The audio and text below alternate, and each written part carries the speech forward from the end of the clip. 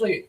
We're 4 minutes late. Good evening, folks. Thanks for coming in. Start of another week. 1 week closer to school holidays. Can't wait. Need me early rises for, what, 6 weeks or something? Aye, you say that, she'll still be up early. Aye, she'll still be up early. But we're late. I do apologise for being late. Rosie was gabbing away, you know. And I was trying to tell her, look, Rosie, it's after 9 o'clock. We need to go live. So that's sod it.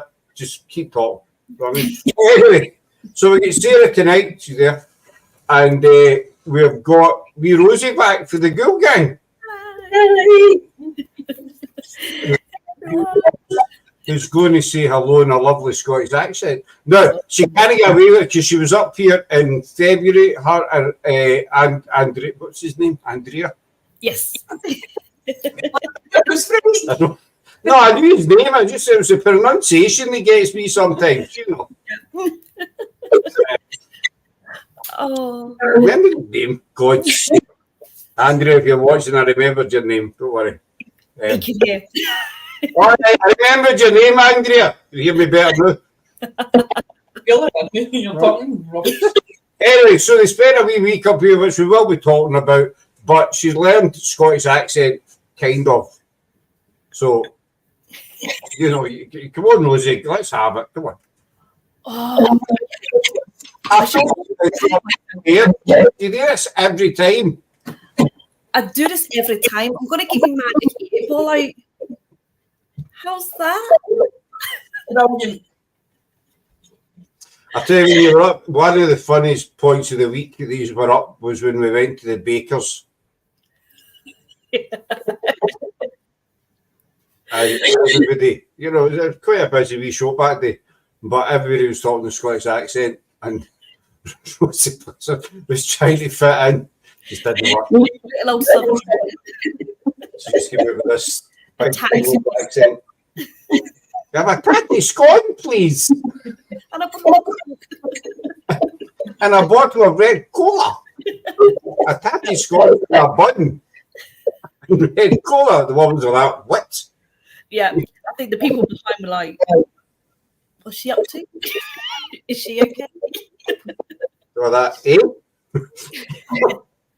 You mean I wrote a plate of scone and a bottle of juice? That's what you've talked about, Hen. That's what you meant. Anyway, how are we, Rosie? What's happening? Oh, what's happening? Oh, God, we've been busy. I've been ill, as always. We haven't really done too much. We've been doing Global Ghost Hunt. So with Brian and Matt, we did a Global Ghost Hunt at Knoll Cemetery. We were planned to do Victoria Country Park, but we got there, and as you know, locations, they're public locations as well. So it was literally a party going on when we got to Country Park. So we were like, right, plan B. Got to plan B, and there was a party literally on the house opposite. So I'm like, right, plan C, where can we go within 20 minutes of going live? But we made it. We had some great results. We had... Old Cemetery is an old mental asylum's graveyard. So you had a mental hospital literally across the road. Mum actually did some work there some time ago. And she just said it's a pretty eerie place, which is now flat. And then, we were in the cemetery. It's very, when you guys come down, I'll take you there. It's just weird. Just weird.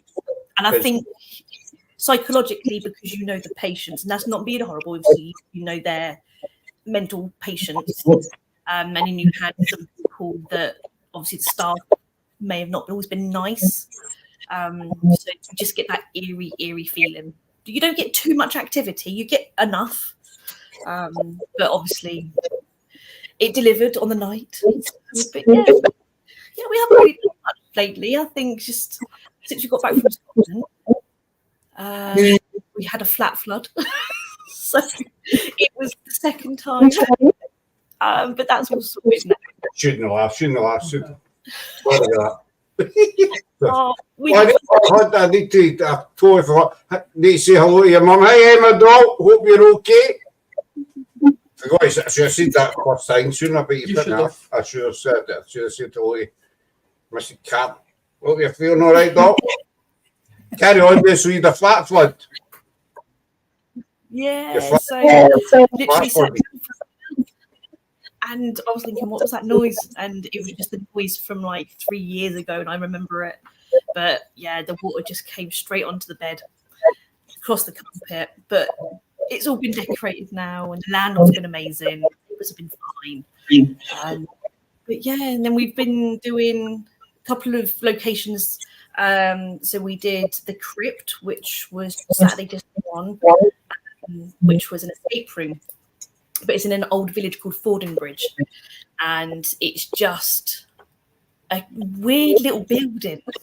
Obviously, we're not looking at it as an escape room now. We're looking at it as it was. Peel the layers back, and the history there. Obviously, I don't do the history until we've been there and been a couple of times.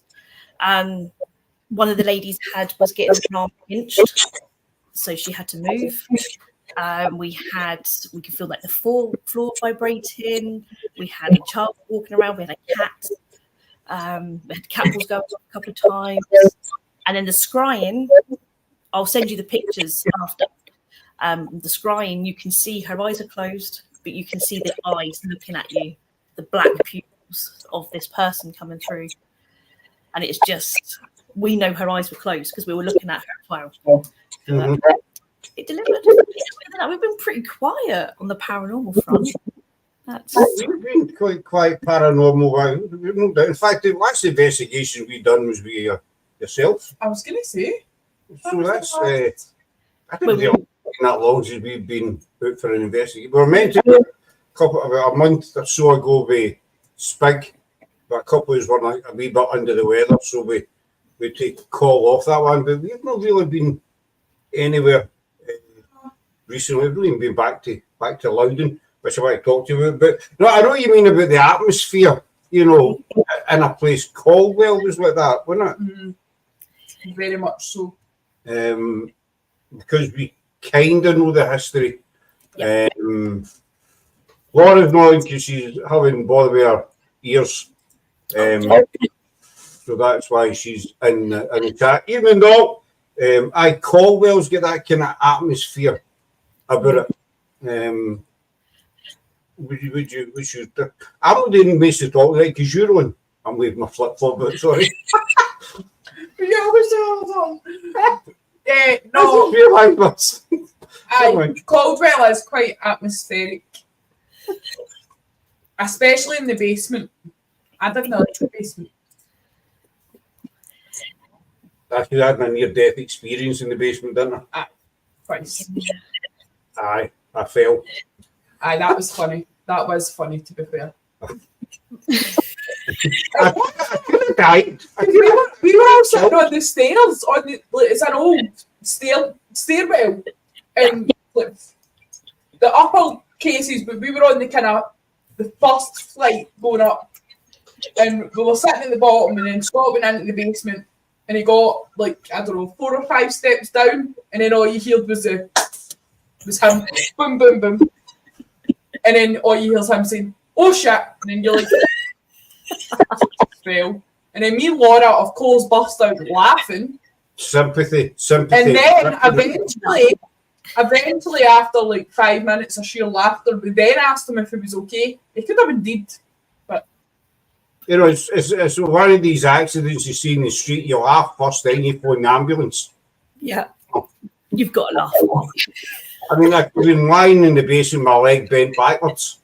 Anything, he'd run the other way. Who knows? But they just once they caught their breath after laughing, then, thankfully, I see if I'd been dead, I would not have been a happy chappy. It'd be coming back to haunt. I mean, I would not have been a happy chappy if I woke up dead. Did you not follow another thing with Caldwell as well? Talk about that. But do you ever do one of you fall over in broad daylight and you can see the obstacles but you still fall over them? Yep. You done that? What was it you fell over? That's right, the big brick. Used brick. It was that side of a massive thing. That's something that you could have missed. I still fell out because I was too busy looking at it that I fell out of. Oh, That doesn't make a bit of sense, does it? But that's right. That was in the basement as well, because you told me to be careful of the big brick. So I stepped over the big brick. Now, bear in mind, I had 2 crutches, and I cleared it completely gracefully. I was fine. He's like, right, I'm coming, wait there. Bang. The one of the scenarios you tell people watch it's like before we moved into this house, we're in an old house and we get carpets delivered, mind. I mean, 3 big full-length carpets, eh? I've dropped telephone. I've added the first. I know. It wasn't a competition, but the carpets got delivered, and I was doing a live with Jacqueline Dixon that night, and I says to Sarah in the way, and I says, right, watch, if you're going out the hall, the carpets are there. Yeah. So I was doing a show with Jacqueline Dixon, came off the show, and I opened the door, and I just totally forgot about it. I just kept walking, boom, right out of the wall, over them, out of the wall. And I'd been saying to them, what's you doing in the hall with the carpets? And then Sarah fell out of the bin. No, it was Terry's carpet. I fell over after her room got done, after the work get finished. Mine was across the living room door, and you said, watch that carpet. And then with the day fell. But I never just fell. I fell, managed to backflip in the air, somehow landed flat on my back, and then he was laughing, and he's like, no, tell you watch the carpet.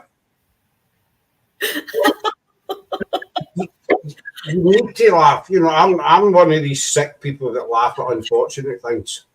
Yeah. It is definitely me and Mum's trait as well. You just can't help it. I think me and Andrea was walking through Euston, which is a town, like little city where we live. And there was this kid, you could just see it happen. You've got the play park and you've got the tunnel, or the tunnel operator bits, and this kid's coming flying past on its bike. You can see it happening, but you can't say nothing to stop. And the kid just kind of stuck itself to the tube. The bike's gone carrying on underneath, and then the kid just fell off and then started crying.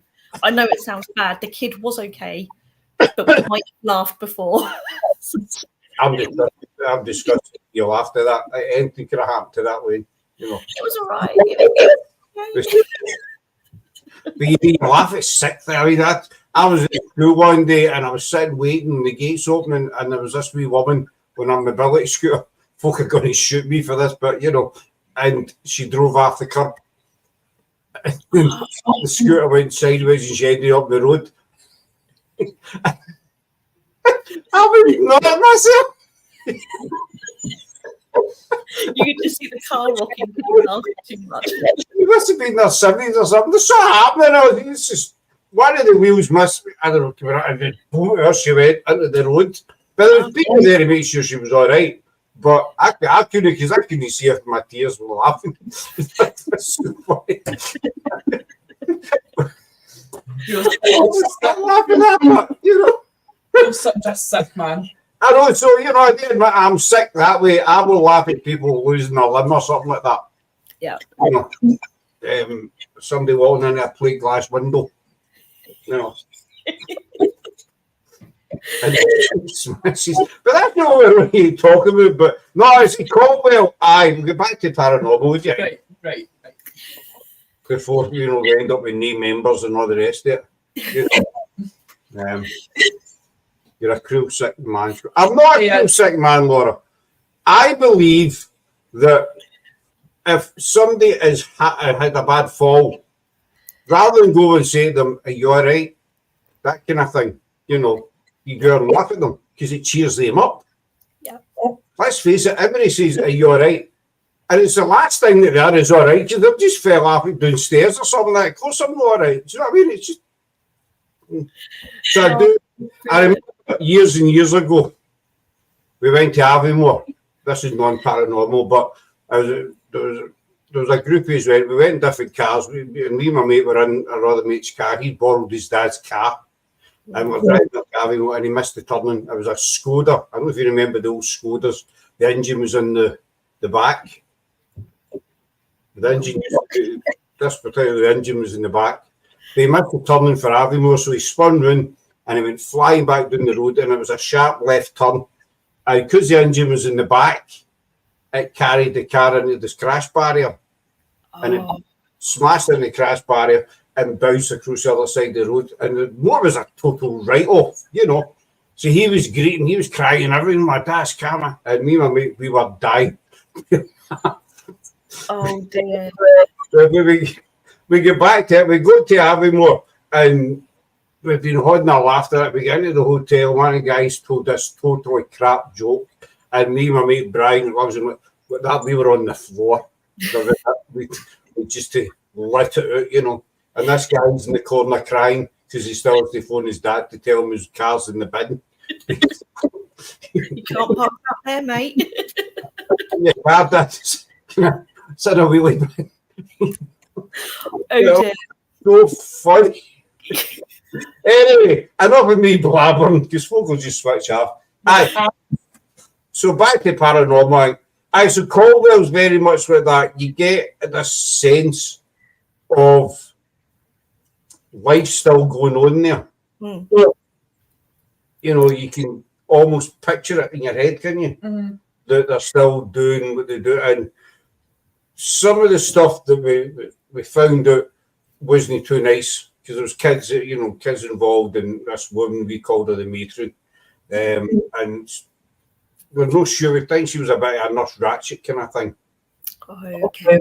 You know, and the kids were kind of scared and they had their own hiding places and safe places and stuff like that. So I know what you mean about kind of atmosphere sort of thing. But do you think sometimes maybe it's all in the mind? Yes, I think definitely, because when we did the Globe Post one at the cemetery this year, it was just me and Mum. So you knew you were on your own basically, because as soon as one does the Gansfield, headphoned and blindfolded, you are on your own because this other person, say Mum, doesn't know what's going on around me, and I can literally see this woman, and you can hear footsteps coming towards us, and I can see this woman stood behind the light, so it's pitch black. As you know, looking at the light in the pitch black, it's the abyss. So I'm actually like getting a little bit uneasy, and I'm like a bit scared. And that's when Mum said she felt the same, but naturally, like you said, it's the mind as well, knowing what the patients are like.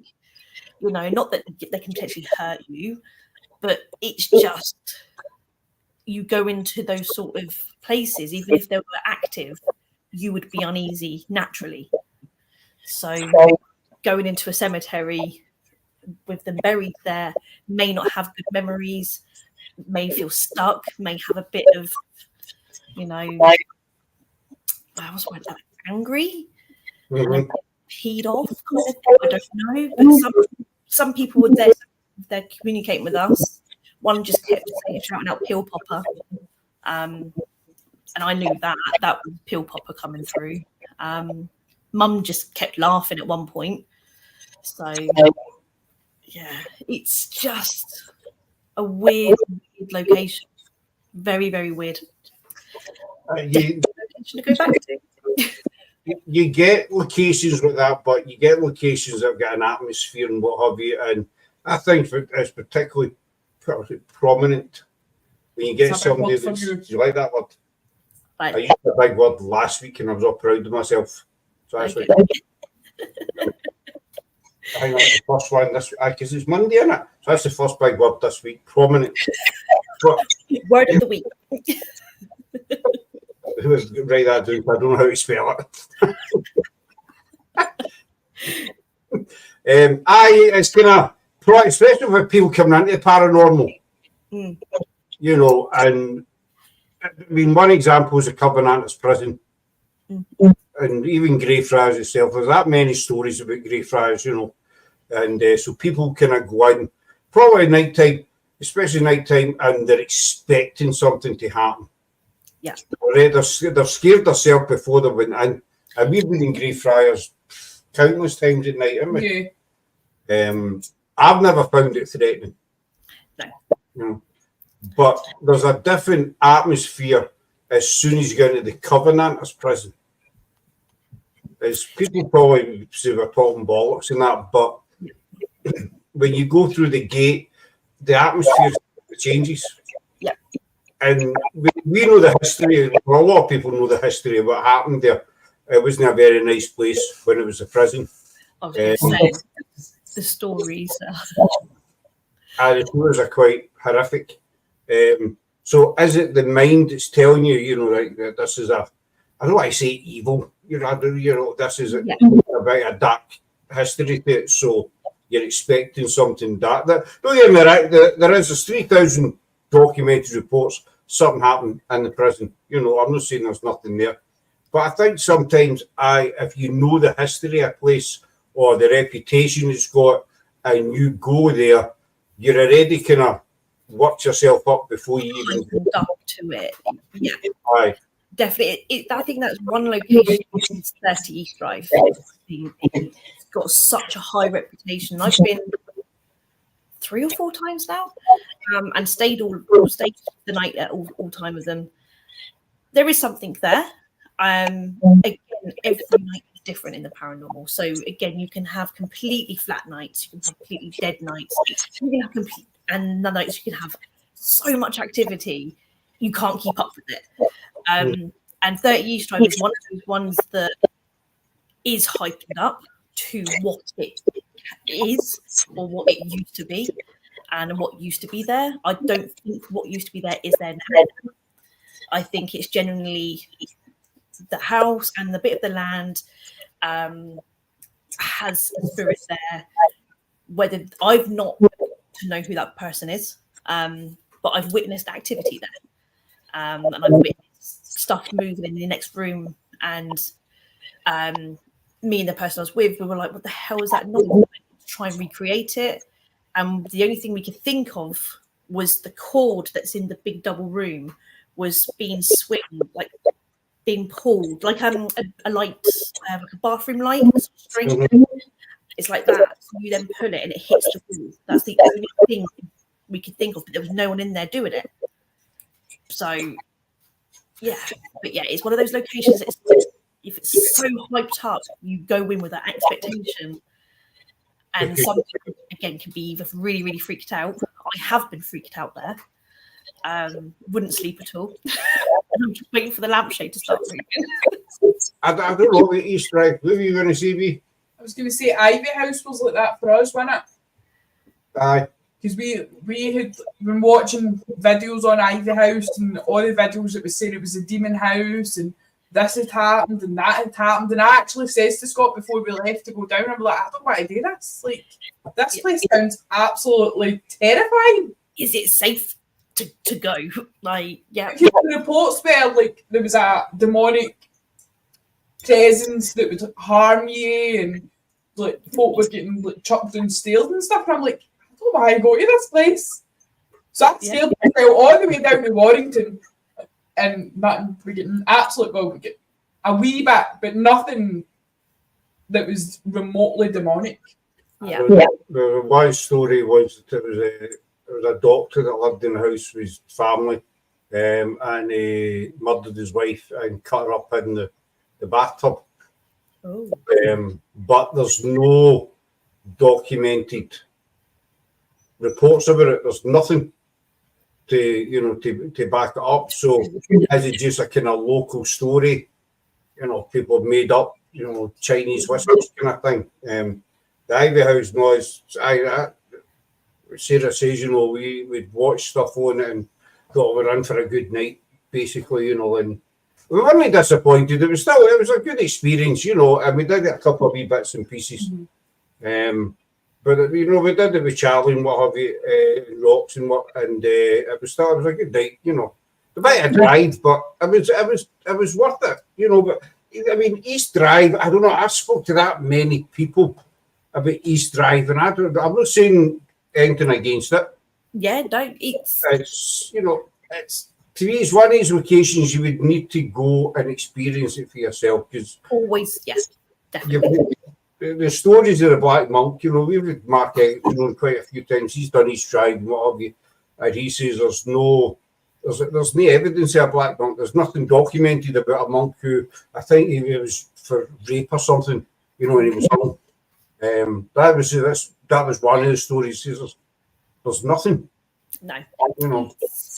Yeah, it's literally like you said, if you haven't got the documentation to back it up, you can only go by the hearsay or stories. You know, stories can't be stories without some sort of truth. But I think some things can be very fabricated over time. And like you said, Chinese whispers, it changes to be scary. And that's what people want these days. They want that scare factor. Everyone's craving for this scary thing to happen. And I'm just like, if you really want it to happen, it ain't gonna happen. It'll come when it comes, kind of thing. Because it's out there. Well, I say I've never used it for a couple of experiences at Caldwell, didn't you? Put the heebie-jeebies up these. Yeah. Because there was a time that Scott still got the video, no delete it. I say a few choice words and I'm sitting like that with my finger. TikTok, actually. It's on TikTok, aye. That was one. But that was weird because everybody, there was like, what, 10 days there that night? Something like that. It was a bit of a crowd, aye. And we were all reacting to what sounded like an intake of breath getting closer and closer until it was practically next to me.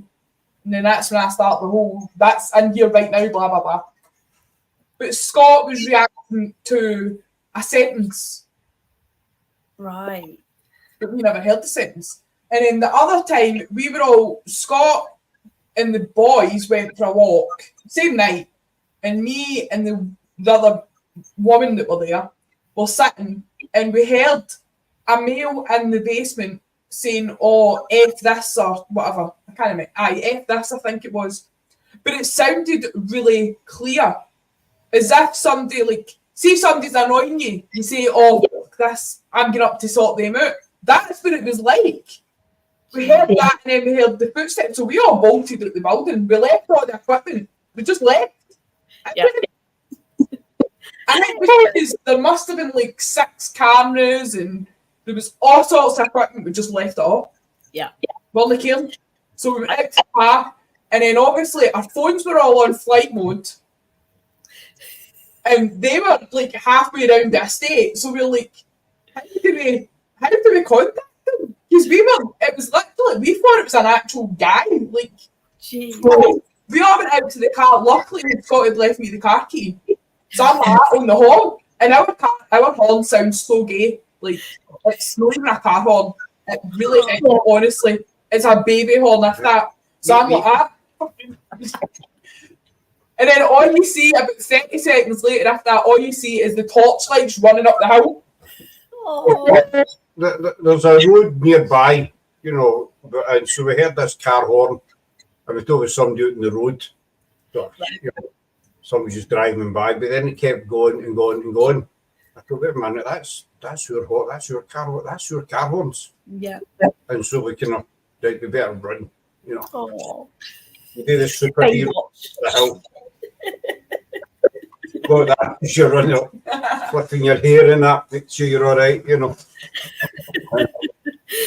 Oh. So it was me and Reese went out of the building, doing this. He went one way, I went the other way. There was not a soul there, and nobody could have got out without being seen. And so I said to the lasses, right, just take time, sit down, have a coffee, whatever, calm yourselves down. And we were all standing there, and we heard distinct footsteps. And the again. So Reese and me ran back in, and again we searched the whole place. There was nobody there, but everybody heard the footsteps. Yeah. There was somebody coming in there, so we went in to get order. Not a soul. And the back, you wouldn't be able to run away through the back because it's all about trees, bushes, and all the thorns and all the rest of it. So the only kind of way is out the front. Yeah. You can go to the side, but even if you go to the side, you'll still be seen, you know. You would have seen them. So the front, because it's one path that goes down. Right. There's no control there. So that kind of put the heebie-jeebies up, didn't it? I think it was more so because it was like, I don't know, 2 in the morning. Aye. Roughly. No, not people around.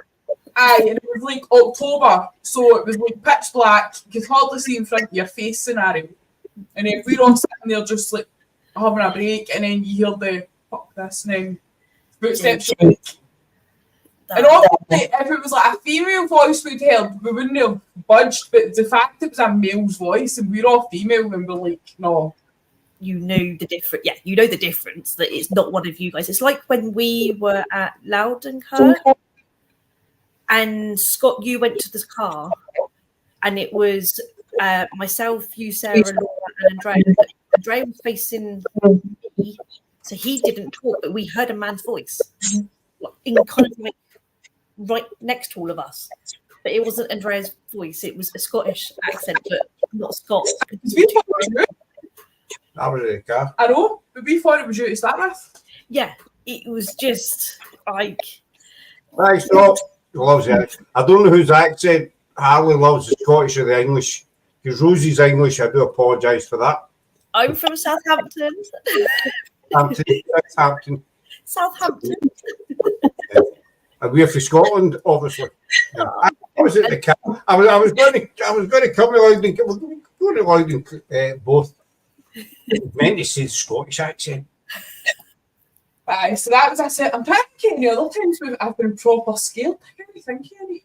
It's probably hundreds because I'm a big shitbag. I think for myself was the animal testing centre. So it was with Ben and Kean, which were two of the guys that come with the Ghoul Gang. It was an old animal testing centre for goats, and then it's been a diving testing centre, but you can't access it now. It's all like boarded up and secured and security. And we got in because there was a hole in the fence. Went through, and there was literally, I think you walk in one way, glass everywhere. You can hear your feet crunching along. We walked in. There was a dirty wall. Ben started drawing on it. And the last bit of his drawing, I was looking down this really, really dark tunnel. Hi, Greg. This dark hallway, which is where the animals were all kept. And I believe there is a door the other end. But all we heard halfway through this tunnel was this almighty bang. And I've never heard a bang like it. Ben stood up in front of my face. He was kneeling down. He stood up in front of my face, was like, what the F was that? I looked at Kian behind me and I was like, run! I've never run so fast in my life. And I bionic my ass out of the door. And I think I thought I broke my leg because I was like, my knee. And to me, I can't remember hearing anybody else other than me, Ben and Kian. And I'm thinking, so if people were there, knowing that you've just scared people, who would be here laughing. If it was, I think some people do get in there, like some kids, some homeless people, but there was just nothing. Ben and Kean, I think I had a panic attack, like hearing that, and I didn't actually sleep for 3 days or 3 nights. And I remember hearing Kean shout back, "Get back! I'm armed!" And that was it. I ran into a prickly bush, so they had to peel me off of that because we're in darkness as well because we had our torches off, so we don't make ourselves even more. And then they said that they saw a tall, slender, real grey, pale person. He died, sort of thing. They just really cannot explain it other than that it's really, really tall, really slender, and grey. And I was like, I didn't see nothing because I'm getting my ass out of there. But yeah, that bang was horrible. So we went back a week later with 12 people. You went ganged up, 12 people, right? 12 you know, Doing that with 12 yeah, people. Spirit, you know, there's 12 of them this week, we'll not bother banging people, we don't care. Yeah. 12 of them. Gee, I've never had anything like that. Well, you get freaked out at Loudon. Right. When you were doing the we did the sentence that we heard, that I heard at Caldwell. I was a distinct woman's voice, and I sent it to, I don't know, about 10 or 12 people, different people, you know, to listen to it. And it says, they all came back and says, well, that's not through any art. Whoever this lady was, she was beside you. Wow. Says that's real time. Jim Martin managed to break it down because we couldn't figure out what she was saying. At first we thought it was Latin, you know, and Jennifer in our American team, she was listening to it and we just could not work out what it was saying. So it was Jim Martin came on the show one night and he broke it down for us. And he says, what she's saying is she's asking, is your light better now? And he says, if you watch your footage, your EMF meter goes to red, and so you move it a few feet, you know, to along the stairs. Says, and then it goes to red again. And then this woman says, is your light better now? So we were at Loudon one night with Spig, and I had the headphones with the blindfold on, and just standing there, and I heard the woman's voice again, same sentence. Now, Caldwell to Loudon is about 20-25 miles, you know, no distances if it makes it any difference, but and it was the same woman, same voice, same sentence, and it wasn't through the app or nothing, she was there, you know. Yeah. And, I kind of freaked me out. I took them all, I said, right, you know, I need a fat. Because I just heard that woman's voice again.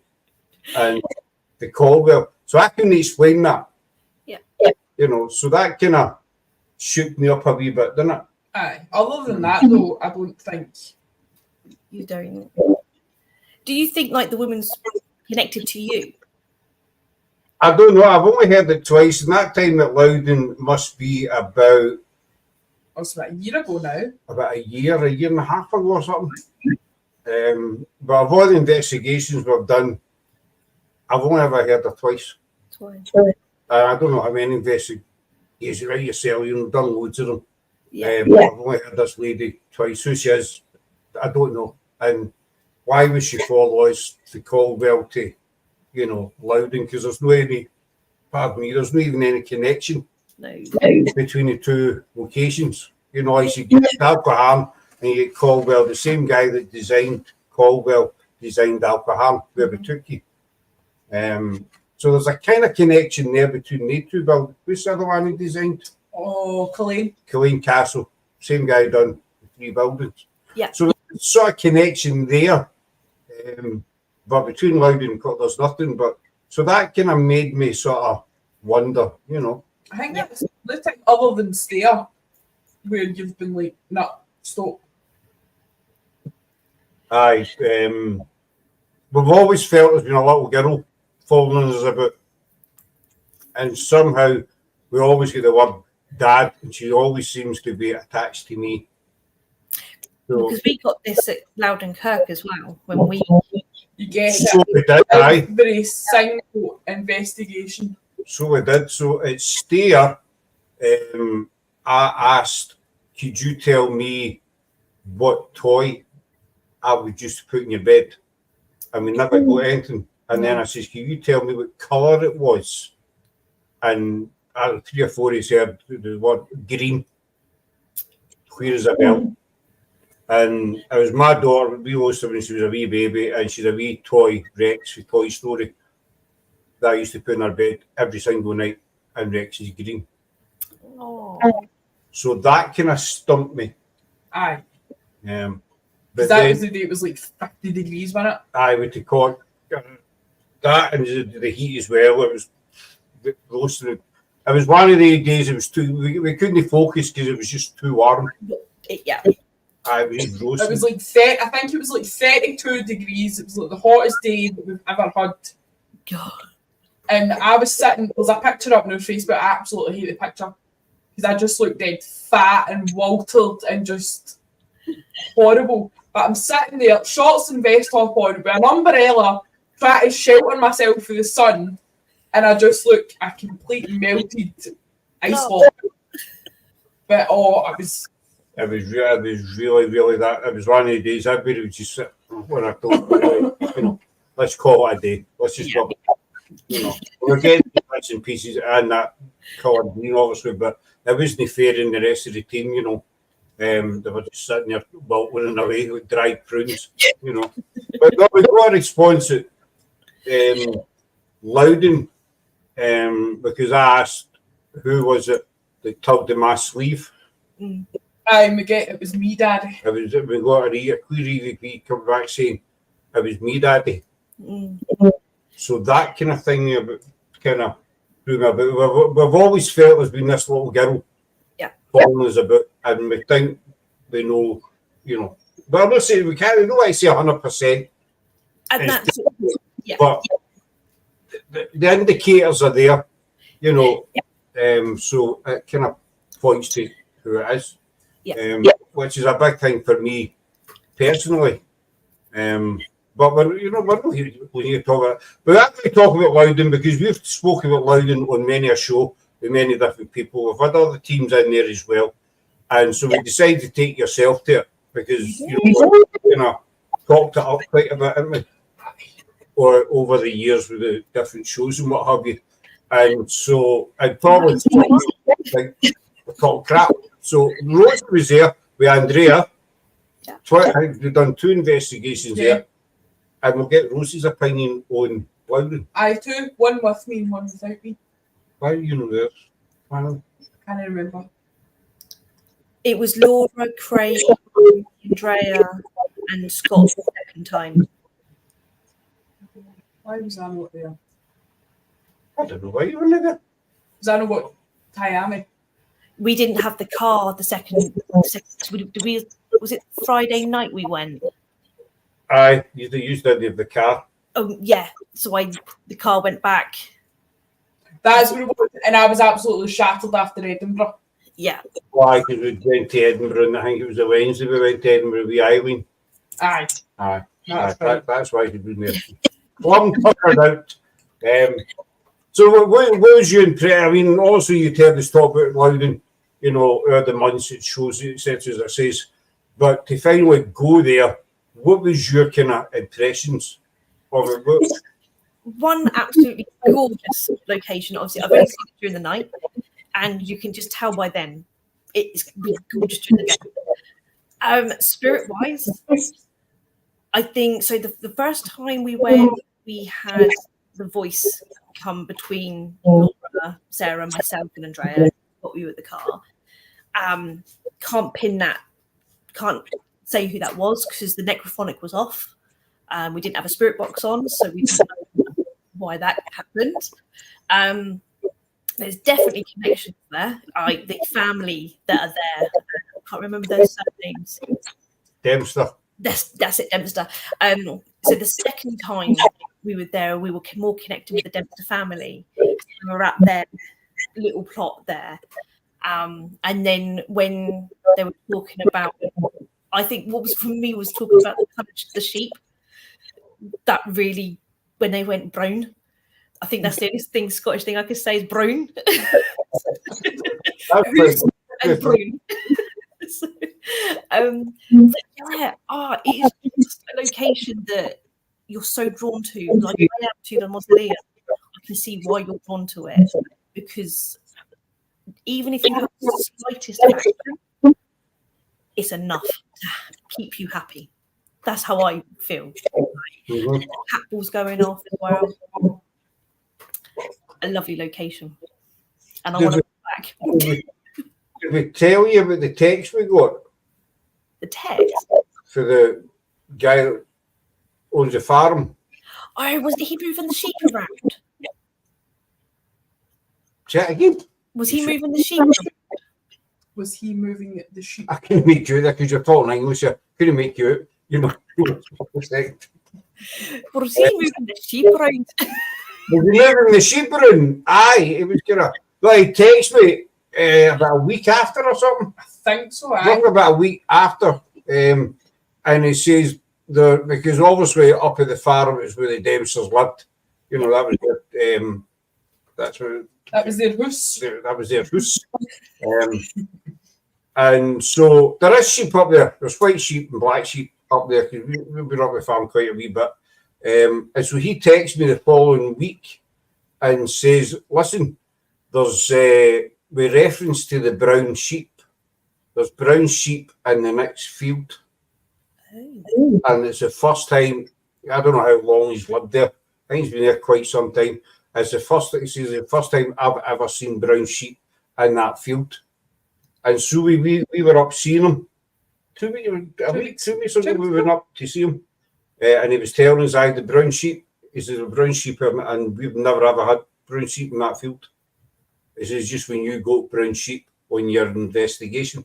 So it might be a coincidence, it might tie in, but we thought it was pretty weird. Yeah. That's Sheep. because you were talking about the land, the farm as well at the same time, and because I know you also we spoke about the train on there, and I just remember obviously we were talking about the time, and then it went to the brown sheep, and I can't believe it just came out twice with this word brown, but it said it in a very strong, thick Scottish accent. So, and I think, was it even my phone that it was my phone that was on the necrophonic? I think. Aye, because I was doing So for my phone, they listened to you. I hadn't been in Scotland that long, so it listens to more of the English accent than the Scottish accent. That's true, because some people say your phone picks up the accents, which I don't know. You know, I mean, we use the necrophonic a lot, as you know. No, because we put French. And aye.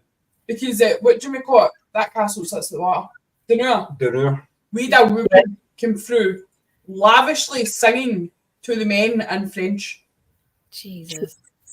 And you don't get it with the Irish. Was it Irish we had at Caldwell? I think so. Because Caldwell's a massive estate, and there's only one way in, and it's just a wee gate, and you could easily drive by and probably miss it. But as you go in, there's a building, remains of a building on the left-hand side that we think was the hospice, children's hospice, and the sort of morgue area. But we're convinced that there's graves there somewhere. And we covered Caldwell for about 2 months, but we're always convinced that there was graves there somewhere, and we had a feeling that they were done in that area. And there's the remains of a wee kid's swing park there. One night we did an investigation there, and we asked, "Are there graves here or something?" I think so. We asked them something, are there graves here or whatever. We asked about the graves anyway, some kind of question, and we got back in an Irish accent. They're down here. Bloody hell. And so that was like Irish, and Sarah says we got French, but I say we get different. I always say to people that the phone with the app is the most annoying thing ever, because your phone's not a ghost hunting tool. And the app, explain the app to people when it brings out sentences and it starts making sense to what you're asking. Your phone's in flight mode, and I can't explain it. I can't tell you it's paranormal, but I just can't explain it. I can't explain why they're communicating with us and they're saying the names of the people here or buried here, or like you said, down. Why are those specific words? How many words are in these apps? Well, look at what happened. I think it was me and Laura at Dunure. We were in one of the wee Dunure. Well, you went to Dunure during the day. We were in one of the wee room bits, and we were just sitting. I don't even think we were investigating, but the necrophonic was on. But we were just. I think we were having a break, and we were just sitting talking, and it kept coming through, turn around. And I'm like, nah, I'm not having it. I'm not doing it. Nah. They kept saying, turn around, and we're like, nah. And then eventually we get so fed up at saying turn around that we did. And then this big almighty pigeon or a bat or something came flying and just cleared our heads. Oh. That was scarier than any paranormal experience, I'll tell you. That's Dunure's the place where we get the footsteps as well. Dunure's a weird place though. It's you should remember Dunure, but there's gravel just at the side, right at the side. There's a small park at the side of the castle, and we were all there. And we were on one of the old rooms, and everybody heard footsteps on the gravel. The style footsteps If on the Laura gravel. remembers the pigeon. How can we forget the pigeon saga? Oh, I've never actually been so scared in my life than I have been for that bloody pigeon. The demonic pigeon of Dunur. I think it was more so the fact that we didn't know the pigeon was there, right? The full night, we'd been there like 3 hours at this point. We didn't know the pigeon was there, didn't hear it, see it, nothing. And then tie that to the fact that the necrophonic kept saying, turn around, turn around, turn around. And we kept saying, no, we're not doing it. And then the minute we do it, this pigeon flies out. I call that a coincidence, but it was bloody scary. Yeah. I don't know if I'll ever hear the end of the demonic pigeon. No. Right. But you survived it. Like an NDE, you survived it. So that was the main thing, you know. I remember a pigeon in the bars. We were at HMS Daedalus, which is a location you can't get into because it's derelict buildings and contractors own it. It's sold. And Dan, who I used to work with in the PTTP team, he knew the contractor or the lady, her husband, contractor at the time. So he asked him if we can go in. And he was like, yeah, come on in for the weekend. We stayed for 2 nights. And it's all these big Navy mesh buildings and big derelict homes and stuff like that. And we were walking through the corridors of this big mesh building, and all I saw was this pigeon come flying at the door. We opened the door and it come flying past. One of the other guys was just trying to chase after it, and all I could imagine was just seeing him fighting this pigeon, like in this room, trying to grab it, but we couldn't get it. It was just pigeons can be a bugger when investigations where it sounds it. You know what I mean? Can be an absolute. Yeah. You start hearing the Loudon's got bats. When we first started investigating Loudon, it was always at night. We were done Loudon during the day, but it was always at night, and we could hear these things flying about. What the hell is that? And then turned out it was bats. No, me and Laura was somewhere investigating, and a bat actually flew out as separate to the pigeon incident. Vampire bat. I can't remember what it was though. I can't remember. Oh, it was a couple of years ago. A kamikaze bat. Aye, I can't remember what it was. But... no, Dunura is a weird place to investigate, but. Aye, it is. It's one of these places that it's no full activity. Mm-hmm. But you always get stuff, you know, the gravel, the footsteps, everybody heard it. And you know, the castle sits out. Dunur's nowhere a tiny wee village, you know, but where the castle is, it's a bit of a hook up to where the houses are. You know, you've got that big, massive park sort of thing. And we all heard these footsteps on the gravel right out on the other side of the wall. Yeah. And, see, she remembers where to take, but she can't remember where it was. I can't remember. Do you know? Caldwell? No, it wasn't Dunur, it wasn't Caldwell. Loudon? No. I don't know then. Can't remember. I'll come back, please. I will come back here to the show. It was that church where I scratched on my back. On the Cove rough Bridge? rail. Aye. I had an NDE there as well. Go did that. When the woman I've probably told you a story, but the woman told us that it was easily accessible. It was an old church, wasn't it? Aye. It was an old church, but she said it's easily accessible. You've got to climb in a window, but it's a big window, blah, blah, blah. So obviously, as everybody knows, I'm disabled, blah, blah, blah. So I'm like, right, okay, we get to this window, and I kid you not, it's about that size.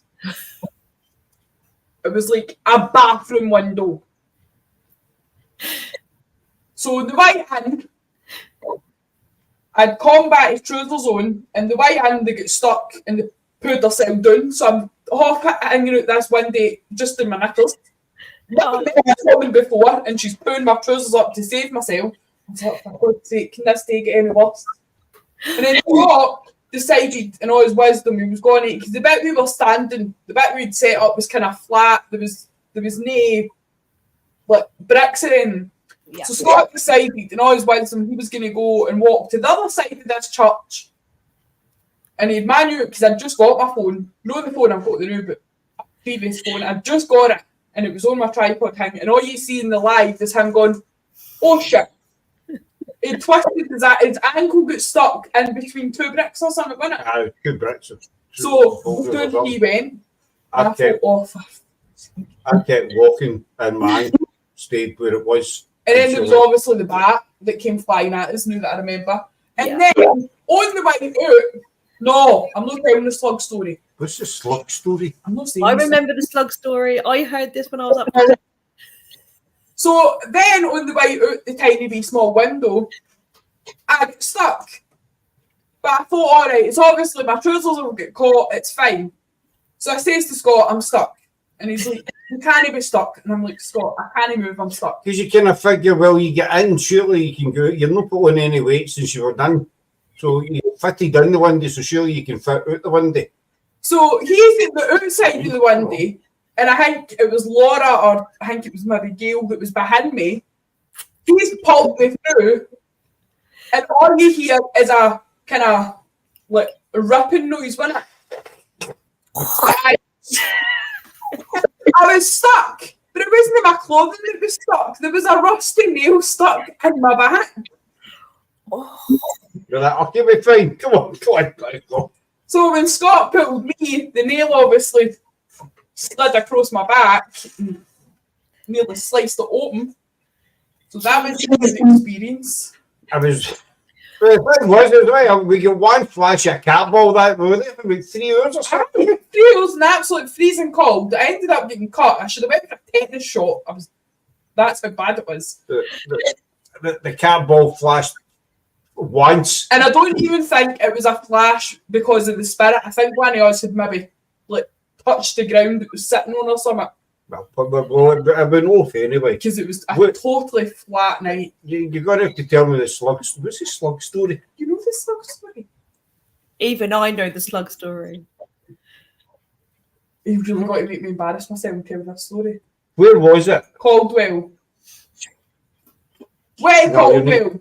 And we've been there for a few hours, right? Oh, on the pallet. Uh-huh. Ah, right, aye. Uh-huh. Got you now. You can have to move for a wee sex slug out, remember? Aye. And Scott decided to take the tea and coffees and stuff, which means obviously we needed to go to the bathroom. Disabled as I said, so I found a pallet and I thought, right, aye, that'll do, blah, blah, blah. Was doing my business and then the slug appeared and tried to climb up a place a slug shouldn't have been. Saved me a bit of grass. Right, when I put a slug, it's absolutely no business in being in. No. No. Oh, right. It was a bit of grass, and I don't know what I was more disgusted at. The fact that there was a slug or a bit of grass. I've not quite worked that out yet. But Laura, to this day, this was about 2 years ago. Well, aye, something like 2.5, 3. Laura still brings it up at every opportunity that she can. Well, you know, man, it's quite funny. You shared it. You know, It was my birthday when we did the podcast with you guys, and that's when I heard it. And you get a bit of grass stuck up your ass.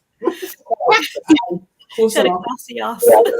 I was in that area, in that vicinity, shall we say. So needless to say now that if we go out and I need the bathroom, I just don't go. I need to limit my intake of fluids. Or we take a slug-free bucket.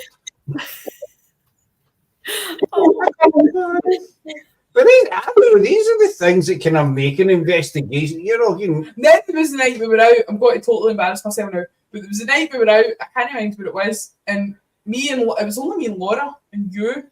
I think there was other folk, but me and Laura went off to go and find a suitable spot to do our business. And do business. She was fine. Laura done it. Champion. Brilliant. I couldn't. I get stage fright. I just felt like there was like 100 spirits watching me. Didn't matter what I turned, I just felt like there was eyeballs on me. But I mean, if you think about it, if you're in the house and some woman came in and how can I put it without being crude, squatted in your living room, you'd be like that. What you doing, Mary? What you doing, Gran? My gran used to do all the time. What you doing, Gran?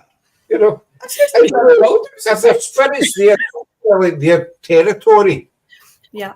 Over they lived or whatever. And you've got some woman that wants to do her, her business. And so, they might be sort of thing. You think so? And then moon on show. I get really bad stage fright. I just couldn't do it. Stage fright. How else to put it? And she's like, Laura's like, just go behind the bush. They'll not watch you behind there. And I'm like, Laura, I just can't do it now. Is that what she said?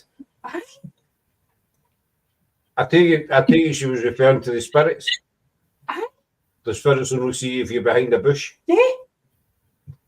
I kind of Love you, Laura. psychologically make me feel a bit better about the situation. Because I was like fit to bust at this point, but not couldn't do it. I just felt like I was getting watched by eyes. It's with these investigators. I've spoken about this on the show before. I've watched some teams that go on investigations and they'll hear a noise and they'll go and hide behind a wall. That's me. I think, why are you hiding behind a wall? Do you think spirit can't see if you're behind a wall? I do that.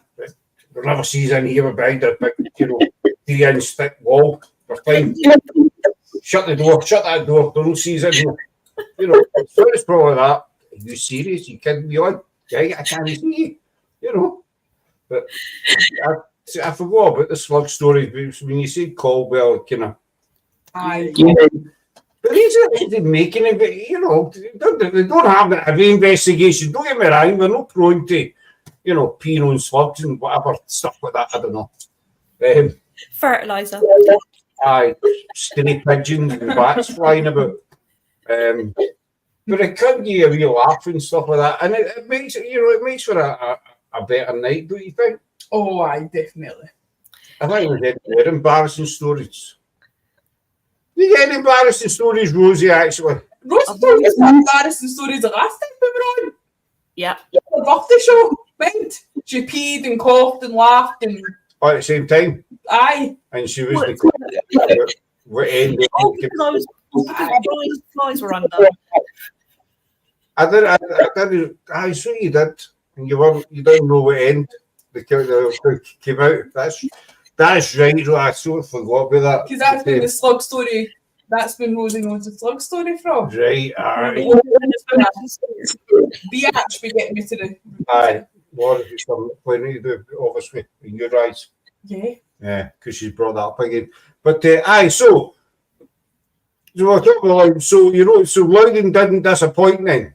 No, definitely not. And if anyone goes to Glasgow, hit Sarah and Scott up, they will take you to Loudon Kirk, and it will be amazing. Whether it's a very subtle night, you will enjoy it. So, highly recommend. It's no the kind of place where you get major activity every single time. It can be, as you said, Rosie, it can be subtle. Yeah. Wee bits and pieces, but that they're there. Oh, you can feel them there. It's like when someone stood on the corner of the ruins of the church. So this was the first time we were by the Dempsters bit of where their railings are. And Andrea looked out and I saw them on the corner. And I think Laura saw them a bit down as well. You can see shadows move, like walking and just there. You get Laura's seen the shadow a few times. Rigger's seen one night. We host. I dropped my pen. There's plenty of pens. There's a basket of pens right there. But I like this pen. Right. She likes that red pen because it's the same as this red pen. Oh. Mine's just got a different lid on it. Laura's seen the shadow a few times. Rigger's seen. When Rigger and I done an investigation there ourselves one night, I've seen it once, I think. Shadow. Sarah saw it. One night I seen, was a millisecond where you're standing at the Dempster plot with looking over the left, there's trees and stuff. Yeah. It was a little girl. Oh. It wasn't a shadow, it was a little girl. Yeah. But we're talking about a second or something, and as if she peeked out to have a look, and then she was totally gone, but she was definitely, it's one of these things you definitely seen it. Yeah.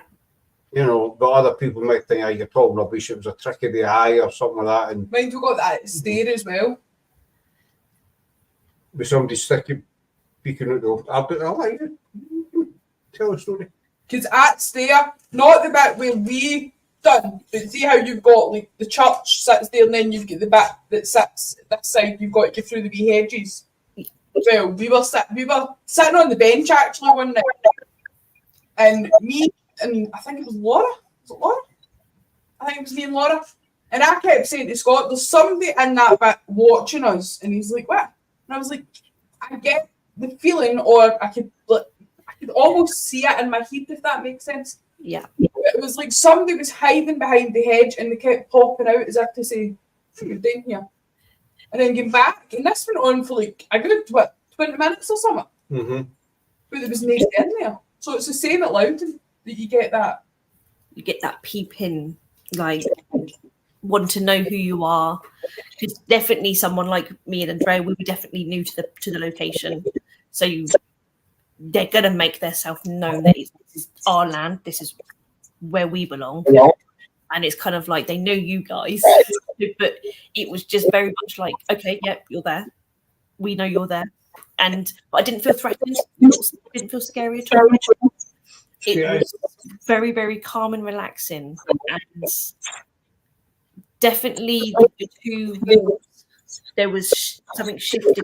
Like there was something different about that. And I think you showed us through the window how it looks in the window part as well. Because I think something fell off with the wall for me. Where you can look in. That's a crypt in there. Oh God. We've got I think we've got photos of it. As what's it? What's the name of the family? Oh, I can't remember who's in there. I like to say McLeod or McCallum, something like that. It's a family. I can't remember. Buried in there. It's a family. Wow. You know, Loudon, when we first started doing Loudon, it used to freak the girls out because it would never ever get down the back end. Cat and Will for Paranormal Exposures, they were the first team we did it with. And they were over. And they said the same thing as a male going up and down. We always picked up this male going up and down at the back. But the girls would not get anywhere near the back end of the cup. Just wouldn't go. Because it was totally, it doesn't feel like that now it's fine. But when we first started doing Loudon, it was as if there was somebody at that back bit, which we now know was Mr. Dempster. But back then we didn't know that. Yeah. And it was as if he just didn't want you anywhere in that vicinity of his plot. That was his, you weren't allowed to kind of. That was his, and the Cat and Will, they were over for Iowa. I always get them. You can see that Idaho or Iowa. It's next to Oregon. I think it's Iowa. But well, he's originally from the same part of Glasgow as me. But they were over and says, you know, for a wandering cat was saying there's somebody getting up and down, you know, he's up and back and forward. Yeah. So the girls did find it mentioned, but after we established who it was through EVPs and stuff like that, then the whole atmosphere shifted, didn't it? It just became calm, and the girls would go down the back, no problem. I took Laura down there one night herself and left her for it's weird. 15, 20 minutes or something like that. I was in the car over, so I didn't go home or anything. I was in the car at the car park, but she was on her live and I was watching, you know, so I was the miles. It's weird because it almost felt like before we knew who it was as if like you were in a room and the light was off and it was just dead dark and creepy and stuff, but now it's as if the light's on. Mm-hmm. And it's weird to explain. Yeah, no. People need to visit. But I think now it's not as handsome as myself. However, I see he's still using that picture from 20 years ago. Still like psychologically now Loudon isn't as creepy because when we first started doing it, because now it's getting maintained by the Friends of Loudon Kirk. People who's a group that are taking it on and doing it all up and stuff. But when we first started doing it all the way around, the kind of inside the cut, but all the way around was a path. Well, the path's still there, obviously. Right. it was all overgrown and it was like you couldn't see and maintained. I think that kind of added to the creepiness. Because you feel that there's no one been there. So you're like first people in like how long, which means there's no one coming past anytime soon. I can, you know yourself, it's kind of in the middle of nowhere, and as Sarah says, you know, it was overgrown, and there's loads of headstones that were within these bushes. Because I would do myself at night a couple of times. I had to fight through brambles and all the rest of it to get to the headstones, you know. But the Friends of Loudon Kirks, it's a society, and they've done a fantastic job. They're still working at it. But they've done a fantastic job so far of ripping everything out, and you know, the bushes, they've cleared it all away and what have you. I'm on TV and now movies. Who's better looking? I'm still better. I don't care. You know, it's Hollywood or whatever. It doesn't matter a jot to me, sunshine. I'm on choice and I am better looking. So do as many movies as you want, Mr. Lafferty. I don't care. I was in a documentary anyway, wasn't I? You were. Aye, for what? 6 minutes it was on me. I'm still better looking. You can't change this. But so I think that definitely contributed to the scariness of Loudon. Aye, but then they ripped it all away and it's more sombre now, isn't it? Aye. Yeah. So what about Dalclaharn? We took you to Dalclaharn as well.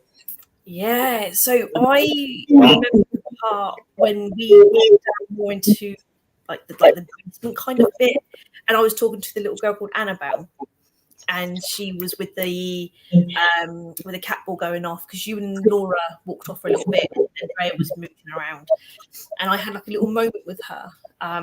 Couldn't get much more from her, but she was definitely setting that cat ball off left, right, and centre on command. Didn't go off to some questions, so that's no answer. And then I then said, do you remember Scott and Laura? Do you recognise them? Yes. I heard the cat ball go off. The creepy part is that room with the metal door and having no windows, it being basically in the middle, like not middle, but like just like centre of the building. That's a really odd room. I wasn't there. You been in Dalclaharn? Oh no, it was a castle you went The to. castle I went to. I've not been in the house. That's a bit of a strange one, that room, because where that room's situated, it's right next door to what would have been the day room. Back, because we're going back to the 19th century, 1800s, kind of early 1900s. So it would have been the day room, and it was where people would have met and had afternoon tea and all that kind of thing. So to have that kind of room, you see, it's a metal door, there's a lock on it, no windows. There is what seems to be a fireplace, the remains of a fireplace. I remember seeing a light. There's no light. Is that an old metal door? It's an old metal. I don't know how you describe it. It's like two metal panels with flat bars with huge rivets all the way around it. And I would say that's kind of best describes it. But it's just in a weird place. You think, what was that room, and why would you have it right in the sort of main house? And it's not like a little cupboard. So people are thinking, like, is it some cupboard under the stairs that wouldn't have windows because it's in the middle of the building? It was a massive room. It's a high ceiling. And it's just quite a high ceiling. Yeah. And you think, what was this room? And it had brains in the middle of it, on the floors. You can see those little square drains on it. And it wasn't like an ice house or anything like that, because there was a fireplace in it. Yeah. And you could have a fireplace in an ice house. The only thing can I try and think of is it like, I don't obviously know where their kitchens were situated. Their kitchens were down the stairs in the basement. Downstairs. So obviously, could it be something like a larder? But then why the fireplace? See, the Dalclaharn is designed the same as they say they all owns the same guy. So the kitchens and all that were down the stairs. Right. Same as in Caldwell, that kitchens were in the basement and the stuff was lifted up with fact, in the dumbwaiter. in fact, the Dalquhan was still there. We found the door, remember? Yeah, the sliding door. Yeah. So you've got the dumbwaiter there. So the food would have been in there and be sent up, up the stairs. Which is nowhere near the room. So the dumbwaiter's at the other end of the house. Aye, so it's, what the hell? Could have been linked to the kitchen. It's a weird one. We've done Dalquhan twice, I think. I've not done it at all.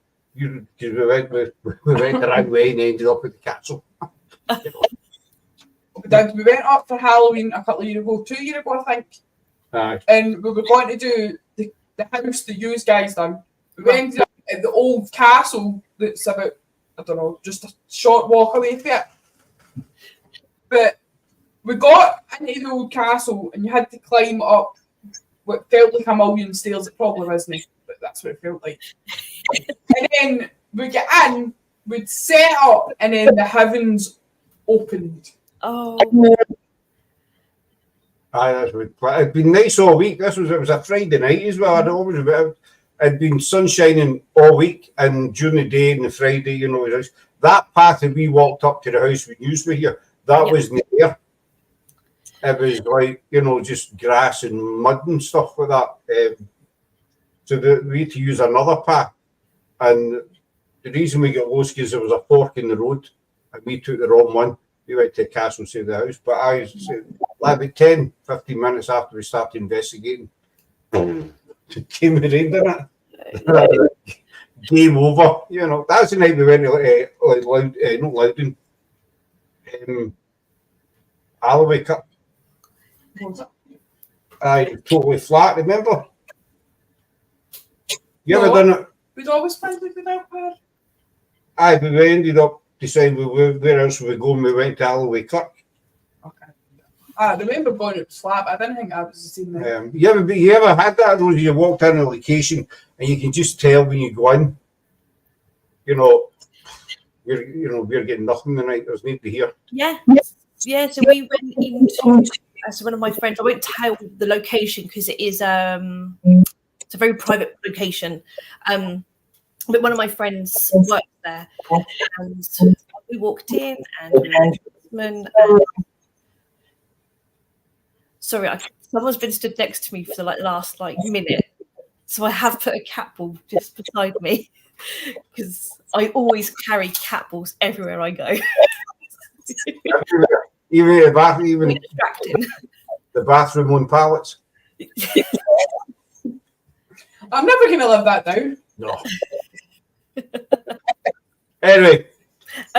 Yeah, so we went into the basement and were active, and then went so far up to the building, and I was like, this level is just completely flat.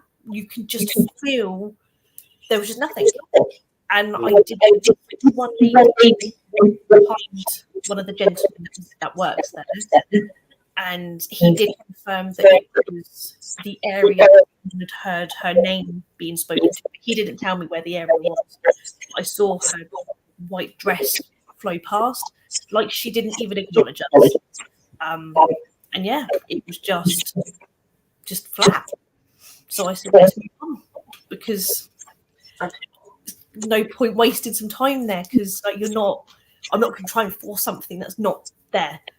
I think we lasted about 10, 15 minutes and thought, that's the time. We started a good night, because we'd been out doing what we loved doing, but it was just one of the nights I thought, let's just pack up and go home. But just go by the Dalquhan for a second, it was, we've never had much evidence there. But one thing that did happen when you were there, which I found, was hearing my voice. Yep. Now that happened, we did it with Spig, I don't know, about 1.5 years, 2 years ago. And I went down in the basement myself for, I was away 30, 45 minutes. I came back up and Laura and Lindsay. What were you doing for 45 minutes alone in the basement? You creepy man. I was doing a lone vigil. I was just sitting in the basement. I get sod all. There was nothing there. Were you in the bit where the little cubby hole bits were? I haven't done the basement myself. And Neighbour, do you get that now when they talk to you alone in a basement at night? I'd a rent. crazy.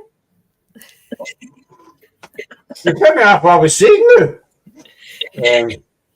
I had the M pod in the K2, but I think the M pod went off once when I was doing there. But anyway, I was doing there myself for a while, and I came back up the stairs.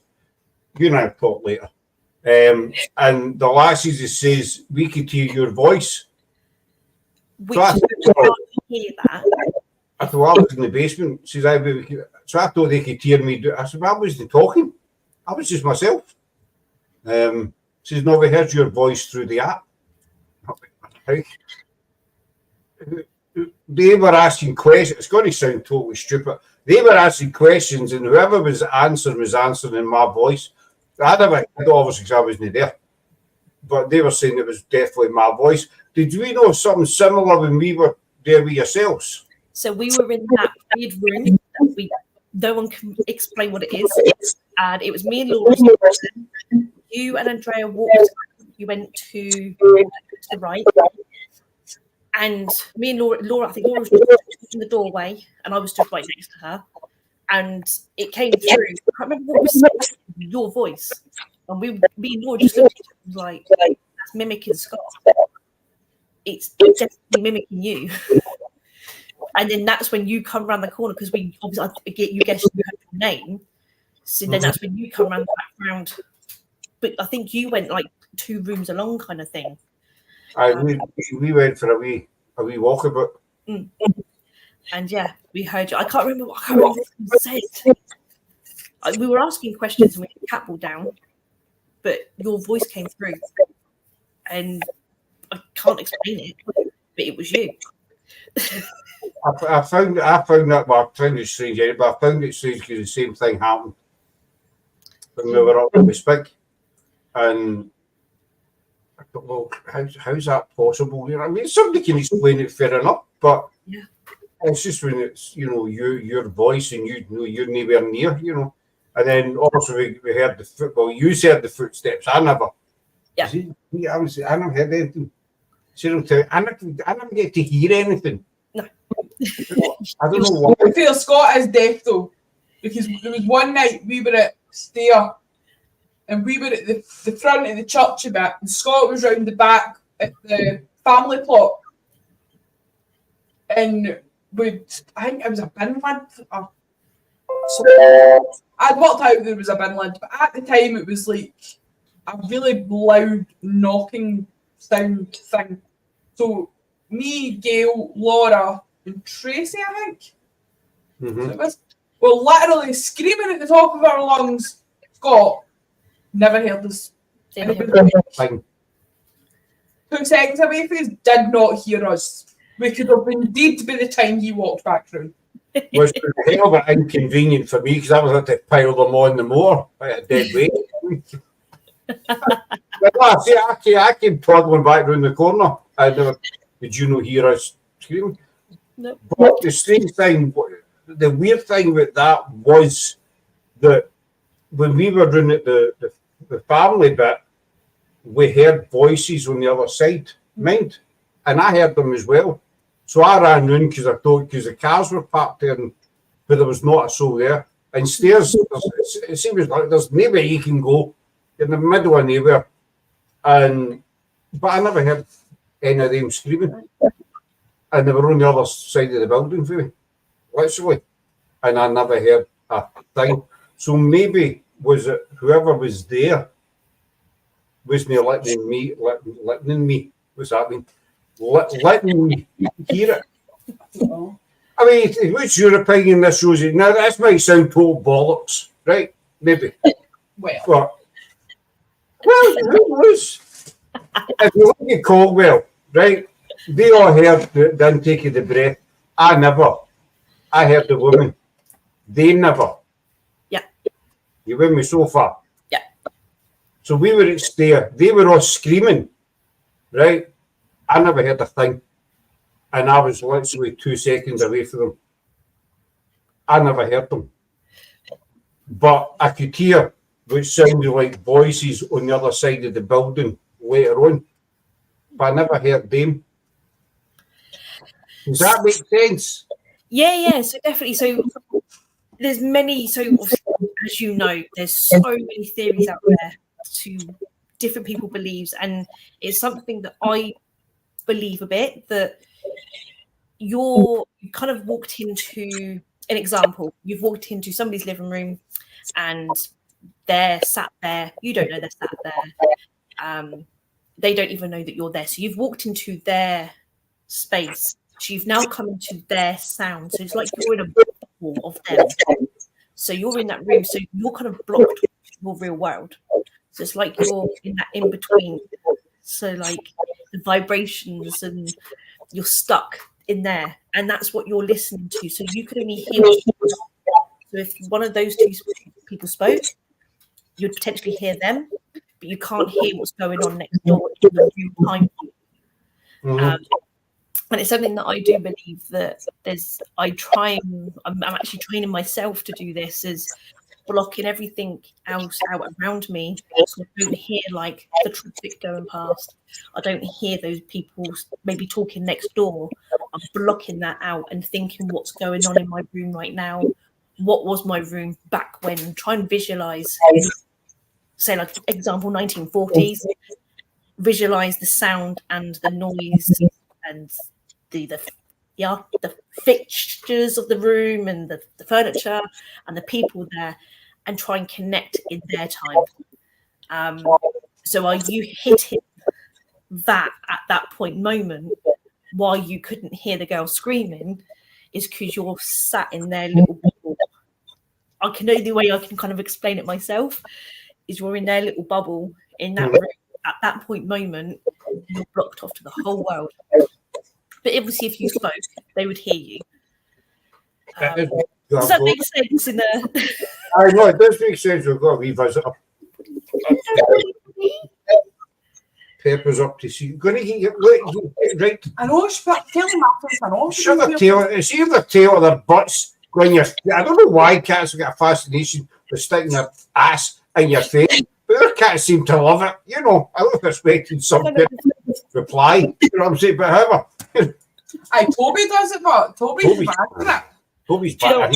My God. Yours, and I went for a shower, and all I can hear was like I did that with the curtain, and Toby's there like he's coming. Toby needs to. I forgot that night to shut the bathroom window, obviously, so that the cat didn't come in and out. And when we come out the showers, she's like, I had a visitor, and I'm like, I had a little visitor, a little Toby. Toby needs to man up. I know after you was left, she was lost, obviously, because she sleeps in Kayami's room, and then obviously yours were in, she wasn't allowed. So when yours left, the door was back to being open, and she kept coming in and like peeling round the door as if to say, are they gone? Can I come in yet? If I get my space back, you know, English people gone, you know, don't want them back again. But Kayami was lost for a week, wasn't she? Aye, she was. She wondered, like, I've no pals now. Oh, always got a pal in us. The world deserted us. Do you know what I mean? I loved that she took her chips and her sausage to the airport to drop us off. She took her little plate with her sausage and chips on it from the night before. Love it. Oh, she has. She's. Because we kept saying to her, do you want to phone Rosie? No, it's not the same. I'll be fine. I'm like, oh my God, get over it. Oh, yes, being dramatic. A bit Doris Day and Haywood, you know. I will survive, you know. How am I going to get through the next week?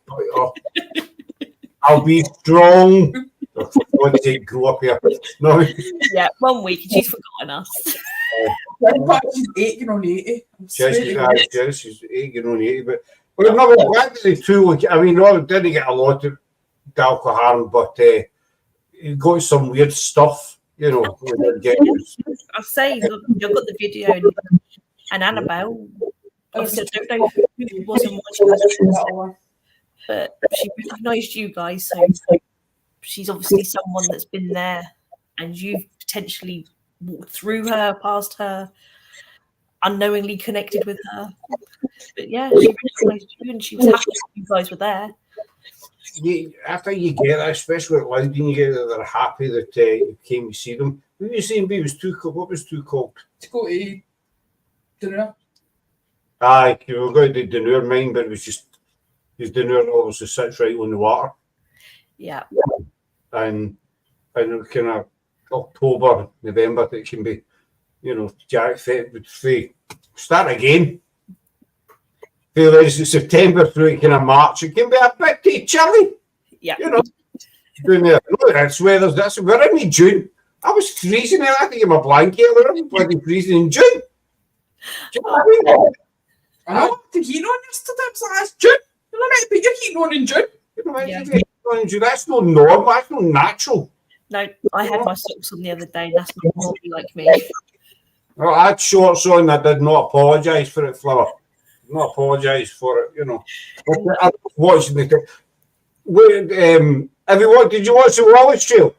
I'm going to ask you. I don't care. I'm going to ask you. Sorry. She didn't watch it. Oh, the Wallace show. I haven't watched it yet. Sorry. No, man, it's a load of Why not? I've just been so busy. And I've been going to bed at 7:30 in the evening. Are you talking about us? Oh, Granny Mary there, 7:30 the nights in her bed. I've been, like, yesterday I had a bad paranormal hangover from Saturday, and I only got in, I think, about 1-ish. But where I've just been so busy, I've just had, and then obviously I had a chest infection a couple of weeks ago. We had the flat flood, so we were living in the living room. It was called camp living room. And it was just got to that moment, I think, because of living in the living room, it was like living on the sofa and then rolling onto the camp beds, which were right there. And it was like, right now, let's go to sleep now. And that was it. I'm stuck to that routine of going to bed at 7:30 in the evening. Oh, you need to get yourself a cake, don't you? I know. So I definitely need to watch it. I'm going to take some time for myself over the weekend. I don't think there's nothing's up with this weekend. I think we're having a quiet weekend, aren't we? Yep. We're hoping, we forgot it was Father's Day. We're meant to be filming yesterday. Yeah. We might start filming episode 2 yesterday, but we're in Glasgow today and Saturday. And we've done St Andrews last week. Yeah. And done quite a bit of driving. So Sarah's back's not been the best. And we're Saturday, so she's kind of gubbed her back, shall we say, buggered her back. So we had to kind of move our filming to yesterday, which we're kind of disappointed about because we're wanting episode 2, you know, done and up. We've got all the B-roll done, so we're wanting it done. So we're hoping this weekend maybe. But then it's Father's Day and Sunday. Yeah. So that could be a bit of a bugger. You know, obviously people have different kind of plans and stuff. But you need to watch episode 1, Missy. I know.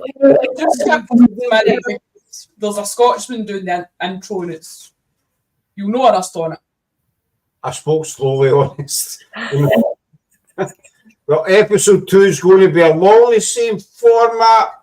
I'm doing a bit of pushing here, a bit of what you call advertising. Episode 2 is going to be along the same format, but we've tweaked it somewhat, haven't we? Yeah. We've added an extra 2 bits in, but it's along the same kind of lines Nice. as the first one. And I'm still not in it. Woo! Sarah's still not, but do you know there's still plenty more to come? I don't do behind the camera. I feed up too much. You mean in front of the camera? Aye, that I know. You think you stay behind the camera? Aye, that. You mean in front? You're the director. No, I'm the director. I'm the director. I'm the click a record button so Scott doesn't mess it up. For episode 1, we filmed. It was so annoying, but we were focused on Stirling, and we'll get David Eston and Craig Arms on board there. They're on board with it as well as a society. But David had gave us some suggestions. You know, David and Craig gave us some ideas, so we said, right, we'll try it. So we did it. We went back to Stirling, and one of the ideas was to walk over Stirling Bridge and film it. Nice. You know? So I don't know if you've ever walked over a cobblestone bridge trying to hold a phone still where you're walking over. I've walked over a cobble bridge, but not holding a phone and trying to film at the same time. You're trying to hold this phone perfectly still And you're trying to walk over this bridge, and then I was doing really well. I was about halfway across the bridge, and there was this guy on a bicycle, and he decided, when I was happy, he decided to put his tunes on and bugger off, and also all you got was this blasted music, and I was like, yeah. oh, I was doing so well, but it was the other thing. Obviously, Sarah, the editor and that complained because it was a bit wonky. I can try it. Even though I did tell you that we weren't using the sound for it, so you should have just kept going. But you don't think of that at the time. you think that, yeah. You just think he's just blasted his tunes and I'm trying to film. But the whole bit of Stirling Bridge in the first episode annoyed me because of that wee woman anyway. God, I don't even know who she is, right? It's so pathetic. If she ever watches our shows, right, I don't even know who she is, right? But we were filming Goblin doing his bit, right? And you see this wee woman, right? And you see her, she's toddling along up this wee bridge, and she annoys me. I don't know why she annoys me. She's got a pink jacket on. You'll see her because I couldn't edit her out. Could not edit her out for the love of me. I tried everything. Just could not get into this wee woman. I don't know what it is about her. Or who she is. Maybe I've hated her in my past life or something. I do not know. But she just infuriates me. I swear to God, it drove us nuts. The bridge takes you from one side of the river, takes to the other. And it's a common, it's quite a widely used bridge. Hundreds of thousands of people have over it every day. So this wee woman was just going for her shopping or whatever, But see the amount of grief that I got because this wee woman in a pink jacket appears at the last minute. It's as if the wee woman was standing there on purpose. Right, go. They're nearly finished. I'm just going, you can't stop people. But I think what annoys me more is, right, you can quite clearly tell we were filming something, right? Yeah. So instead of sticking to one side of the bridge, right, which would have been fine, less noticeable. Freaking middle. We start off at this side, crosses over, walks behind Gordon, which is fine because she's out the shot, and then she cuts back across so you can see her. And I'm like, just during the editing, it took me about 6 hours to edit that. And she's only in the clip 10 seconds after that because I tried everything to get her there and just couldn't do it. But you ever thought maybe she was just totally oblivious to people filming? Maybe just a wee woman in a wee world of her own. Try to remember what she's going to the shops for, and she's probably not even noticed. Probably. Gordon and us standing there, I think we just get some situations in life it could be the most stupidest wee thing, like a woman on a bridge that just grinds your heels that much that you can feel your blood pressure bubbling when you're talking about it. She banged on about this wee woman in a pink jacket. I swear to God, she would drive me as a director.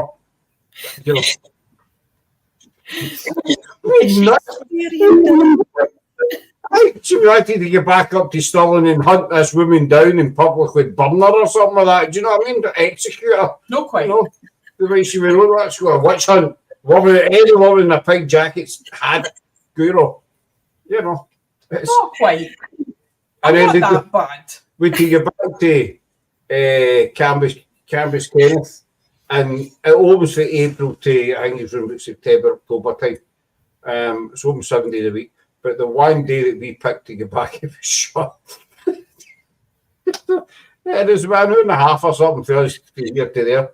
So I'm shouting and bawling, and you should have checked Google before we left. He's like, we didn't think that, I didn't think that. I'm like, no, you didn't think that. I was doing here, like, shut me, you got it. Because it's my fault that they shut it. You don't think to check it because it's open 7 days, blah, blah, blah. And every other time we'd been up, bar one, it'd been open.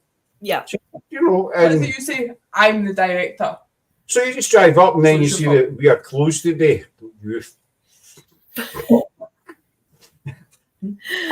I said, but it was quite. But we managed. We improvised, as film people tend to do.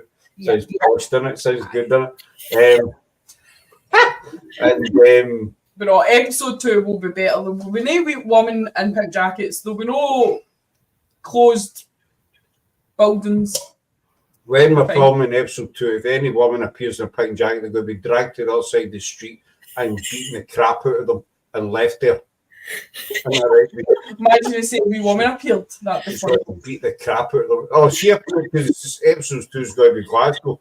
If she turns out I'll be having the work, what's your problem then? You were in Stirling and now you're in Glasgow. You know, explain yourself, missus. You know, I don't know, but should we You'll see what I mean when you watch it, right? It's just after the bit, I think you talk about. I think it says Mary Queen of Scots, I think. And just as he gets the Scots suit, you see her legs. And then she's in the background behind them going this. Liz, once you've seen it, you then can't unsee it. And you know she's there. And like you said, try to edit it. Oh, dear.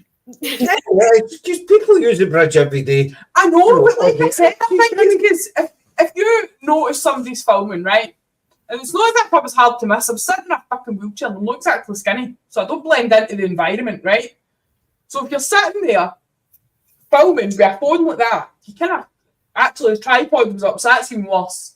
So you would tend to stick to kind of one side if you really had to cross at that moment. Do you know how many times I've heard that? Oh.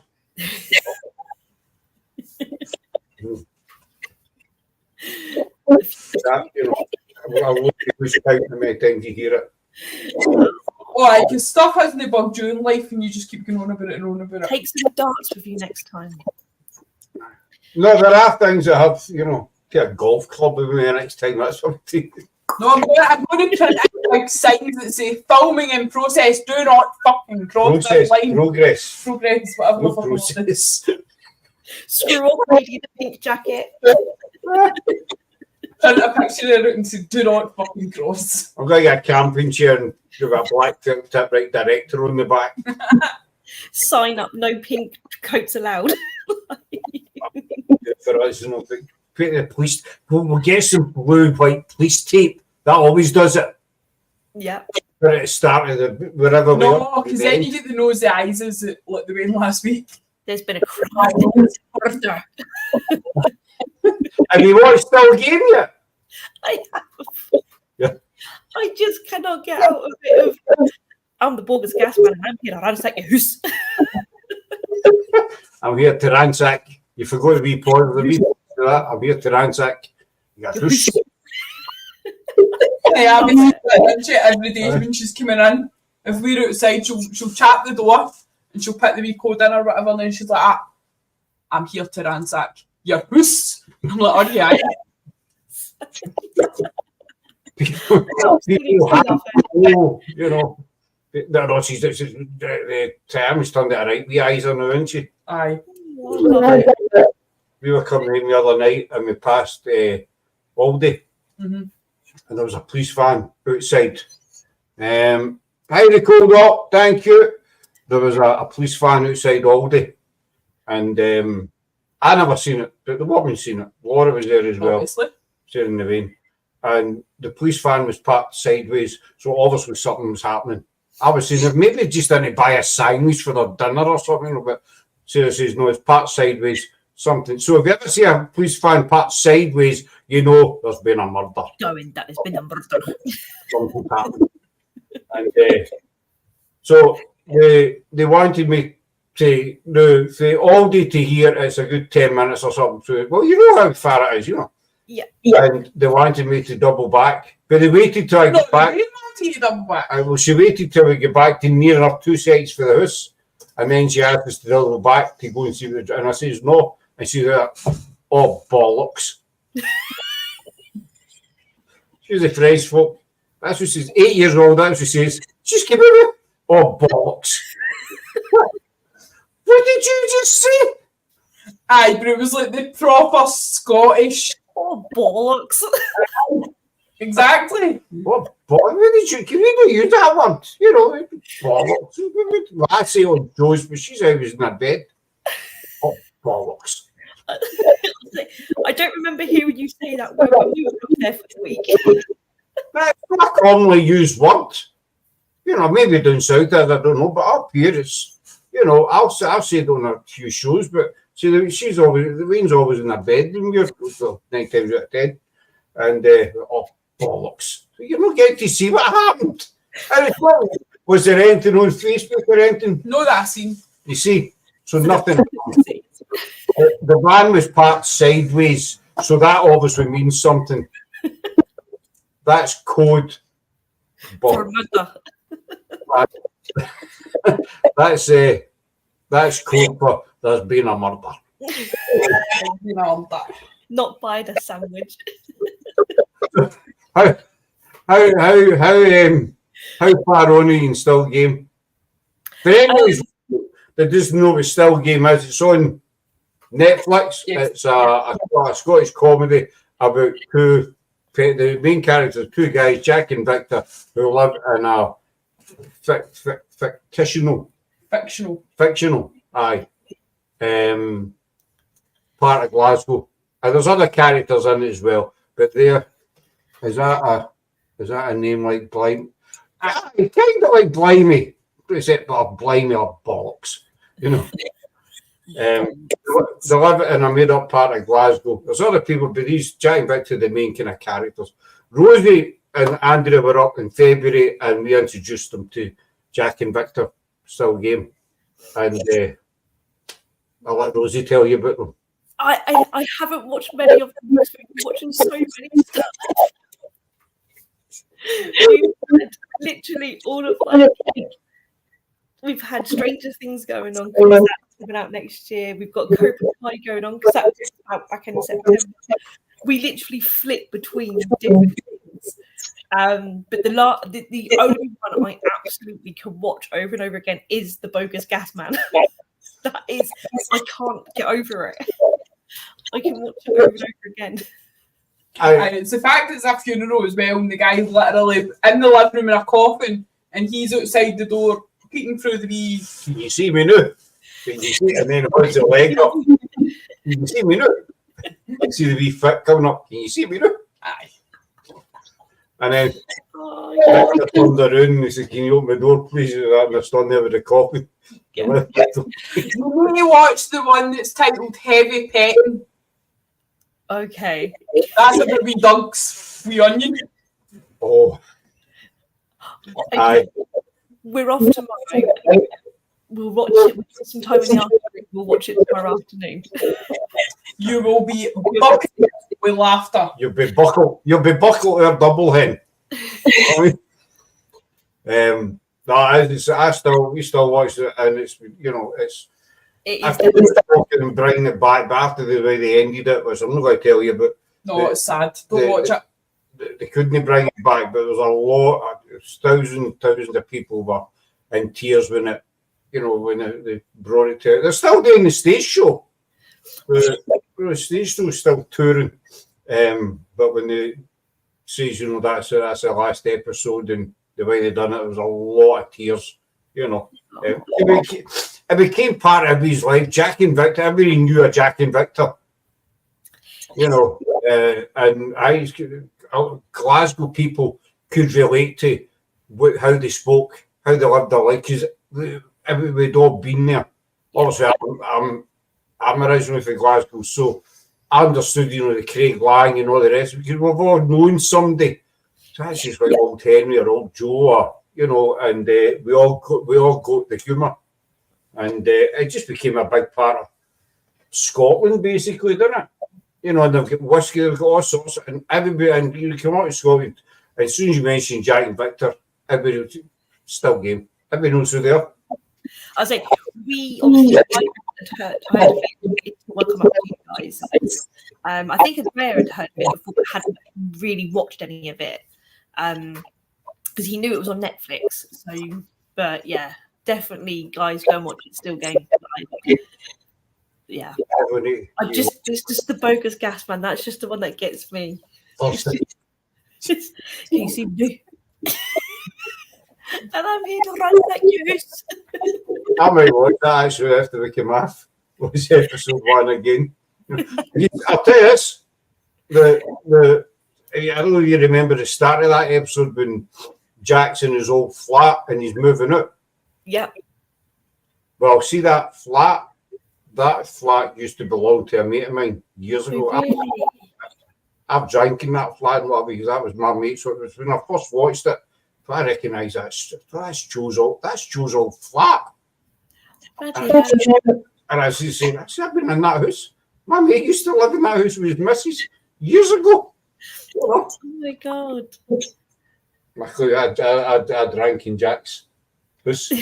Or it was the Jack's house then, but you know, I couldn't be like, that's Joe's old house. They're going now, they're totally, you know, it's all new house and it's there now, but it was just weird seeing it. Totally get down. But I think we'll wind it up there, Flora. Yeah. That's around 50 we've been on. But we'll I know, I always said I was doing a new because of my back. I know. We'll keep up. It's your fault, Rosie. We'll keep a holdy after we come off. So where can people find the Ghoul Gang? So we are on Facebook. So they're called the Ghoul Gang. We're on Instagram and we're on TikTok. I would just like to say we have got, so I don't know, guys, are you doing Global Ghost this year? We were meant to be, but just with us doing the Wallace Trail and stuff, it just Absolutely. Yep. never happened. Global Ghost Hunt coming up in October. And I'm also wearing one of his t-shirts, Lucky Ghoul Gang, Lucky Ghoul clothing. So this is his little crab one.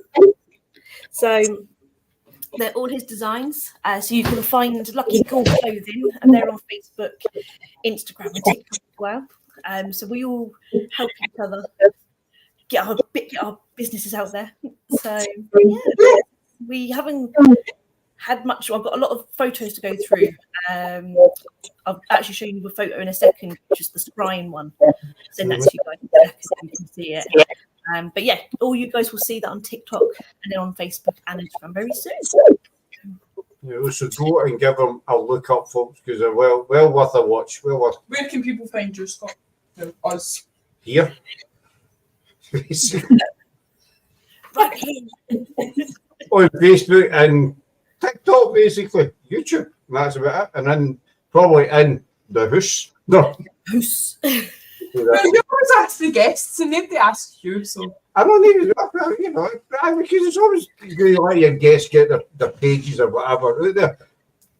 Well, I'm going to push another page, but what's it called? I believe you don't know what it's called. I want you to say it. No, you say it. Accessible. I can't say the word. What is it called? I forgot the name of my group. Wait a minute. Oh, this is terrible. Oh no. Bear with us, folks. What's it? That's bad. You can't remember the name of it. Seriously? I can't remember if it's Eh. adventures or journeys or I can't remember. You started it, sure. I don't know. Adventures.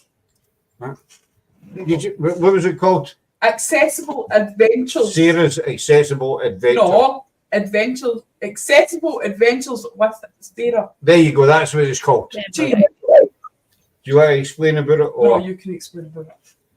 Right. Sarah started up a new page, started it last week. Accessible Adventures with Sarah. Now, everyone knows she's disabled and she uses a wheelchair some of the time, not all the time. Last week we went to St Andrews. Beautiful day, beautiful town, you know, but there were a couple of little things that sort of stopped us getting about. And so Sarah decided to start up a page to try and make people aware of different locations. So what we're going to do every week, we're going to go around different locations and have a look. You know, we're not going to run anybody into the ground, but it can be the simplest thing. You know, I mean, one example was last week, St Andrews, there's one of the main roads in it, it's on a bend, and there's a break in the path, and there's not enough room to get a wheelchair around, so you have to go into the main road to get the chip in, which isn't ideal on a blind bend. Yeah. You know, so, and we went out of the cathedral, and the path only went so far. There was another section of the cathedral, but it was downstairs, and there was no chance to get a wheelchair down. So we're not just talking about Sarah. You get wheelchair users that want to see that bit of the cathedral, Aye, but can't. but they can't. So it takes kind of half the enjoyment away for them. Yeah. Because they can't get down to this particular bit. Because we're not saying anything against these places. We're no experts in it or anything, but it's just we're just going to be going around locations and picking up on wee things that might seem nothing to to everyday people, but to somebody in a wheelchair, it can have a big impact. On their day out, where it's a visit to somewhere or just a shopping trip. It can be the slightest thing, So just giving like a heads up to people. Aye. That To suggest, not slag the places off. It's just to suggest things that they can do to change it. Yeah. Look, and if people know that that's causing an issue to people, if it's me, I would like to know. Then I can write, right, okay, what can I do to help and put measures in place? For instance, and my splint had broke. That's why I was in my chair last week, because I don't use it all the time. I use it more now, but my splint had broke, so I didn't have it, so I was just wearing socks. So I was in my wheelchair, we went to Asda, went to use the bathroom, and the disabled toilet was locked. Right. And the guy's like, "Oh, that should be unlocked." And he's like, "I can't unlock it because we've lost the key." And I'm like, things like that. Oh. So then that creates. You must have a spare key. So that then created the problem that I couldn't fit my wheelchair into the woman's, so I had to get up and walk, and I never had any shoes on. Not the most pleasant of experiences. Yeah. But it was the fact that turned around and said, "Oh, we've lost the key," and I'm thinking, well, that's just great, that. And, to the average person, it might, I'll just use the women's toilets. That's fair enough. But to a wheelchair user, it's not that easy. No. And it might not be that easy. And so, if somebody's busting for the toilet, they're in a wheelchair, they can't get into the toilet, what are they meant to do? Your cubicles aren't big enough. That is just like I as a person who will stand in a cubicle, and I don't have. But sometimes you just don't have room to maneuver in there. So if someone who is disabled, who got you need to go to the toilet, you need to have that room to get out of your chair, but you need to take your chair in there with you to get up and out onto the toilet seat. So, a lot of disabled people carry their own key for disabled toilets. Yeah, but not everybody's got a key. No, and you would think a place like Asda would. Surely, definitely. Well, I had to shop in the other day.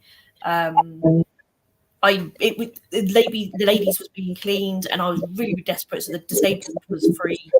So I was like, I just needed a wee. So I just popped in there because the ladies was being cleaned, so I couldn't go in there, and I couldn't wait because I had all the tape across it. And I was thinking about going in the men's, but I'm thinking I don't know if they have just stand-up ones. I've never been in a men's toilet. I don't know how my aim is. So I did use the disabled one, and I used the sink, and it was scalding hot water coming straight out of the tap.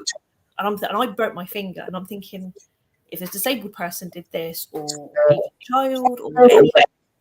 So I went and told the customer service, because I said, like, a disabled person may not have the ability to move their hands quicker, or, because you don't know each person's capabilities and stuff like that. But yeah, it was literally just scalding hot water, and it was one of those motion taps. You can't, because she did look at me, the lady looked at me like, well, just turn the tap off kind of thing, but it's a motion tap, so you can't control the temperature. So, but lucky enough there was a sink in there to use, because it's for the baby disabled, for the baby changing bit as well. So yeah, no, definitely needs, some places definitely need some work to get access for disabled people into their buildings, and like you said, so you can do it that day. I don't know if you guys paid for it to go in there, but if you had, they should have warned you. It's we're not experts on it. You know, the page isn't going to be to slag anybody into the ground or whatever. Exactly. Obviously, you know, there's some buildings we'll go into that due to the age of the design of the building, that, you know, like say one example, we're in at the weekend and the lifts in one of the buildings was massive. It was great, you know. The next building we went into, the lift was quite a bit smaller, you know, which can be a bit of a hassle if you're in a chair, but due to the age and the design of the building, it would have been possible to put this big lift in, which is fair enough. You know, we get that. So, but it's just, as I say, it can be the simplest thing, like St Andrews, that wee bit of path. Most folk, you know, say, well, just walk down it. So, yeah, that's fair enough. But if you're in a wheelchair, that person can't just get out and walk around it. They can't just get out and walk in it, especially when a blind bend, I know. Yeah. Somebody can fly down that bend and you're in the middle of the lane with your wheelchair trying to, you know, simple wee things like that, you know, and can we enter like daft, you know, a pathway or something that's got big holes in it? You know, people say, well, go round it, but we were at the park the other week, Sarah got a brand new wheelchair. She bought it, and we went to one of the parks here, and the chair hit. I caught a divot, a wee hole in the path, you know, and it totally buggered the wheel. Oh. The chair was unusable for about a week and a half. We ordered a new part and came and I fixed it, but no, we're not expecting these parts to go filling in all the holes. No. You know, but you get psychopaths in them. Why not have something like that for wheelchairs? You know, yeah. And it's something like that they can totally. Well, our chair was out of commission for about a week and a half, just due to the hole in the path. Which then meant that you couldn't do stuff for the whole week, that you're then waiting for your wheelchair to be fixed.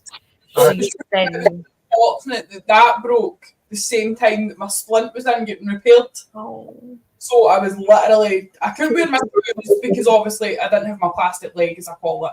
Yeah. So therefore I was relying on the chair, which I couldn't use because of the wheel. So I was stuck. Oh. I felt like a homeless person for 2 weeks because I had no shoes. Oh, bless you.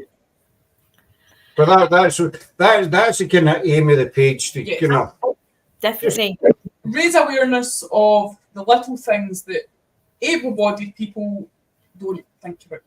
Yeah, no, definitely. Happy for us to share it out onto our page down here. I'll leave that to you. Because you can never find out. Okay. Well, I know it's not to slag anybody off or anything. It's just to make, you know, help there that have your wheelchairs and say, oh, why we never thought of that, never thought of that. Because the post we done 2 posts at the weekend, and one of the things that I said was that the sink was too small, that they could put a bigger sink. Mm. So. Well, my dad's a wheelchair user, so I see it from his point of view of when we're going to football, say there's a route that we take where somewhere they park and then get to the football stadium.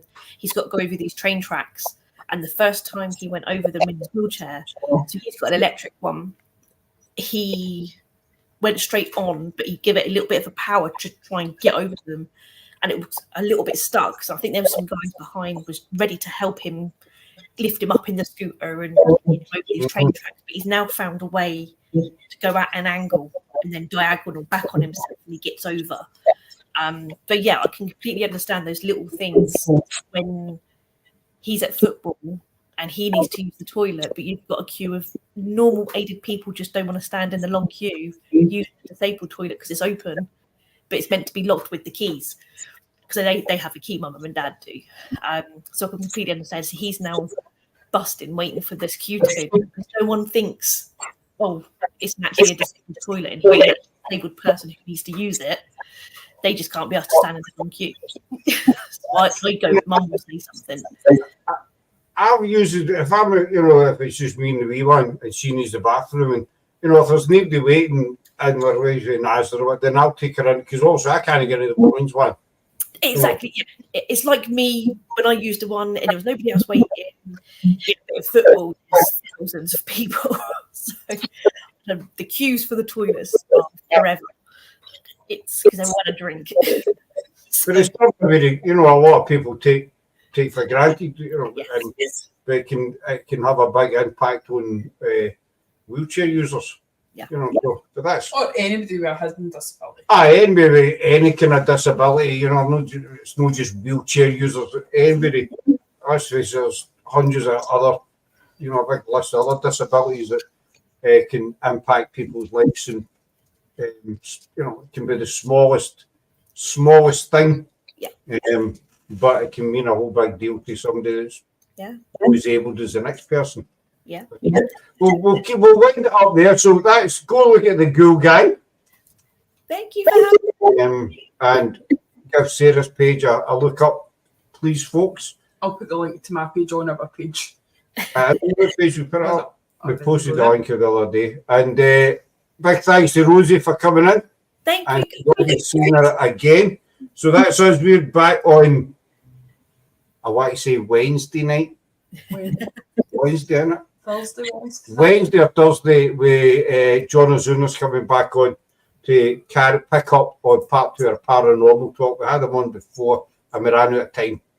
So we've managed to get him does that not surprise back. It doesn't surprise you. Because you get somebody on and say, right, the night we're going to talk about paranormal, right? And like Sophie and me were talking about this last week when she was on. Sophie has been on quite a few times, but we've never ever spoken about paranormal. We've intended to. Yeah. But we've never done it. So we've made a deal that the next time she's on, it's strictly paranormal we're going to be talking about. That's it. You know, it's a done deal. Aye, okay.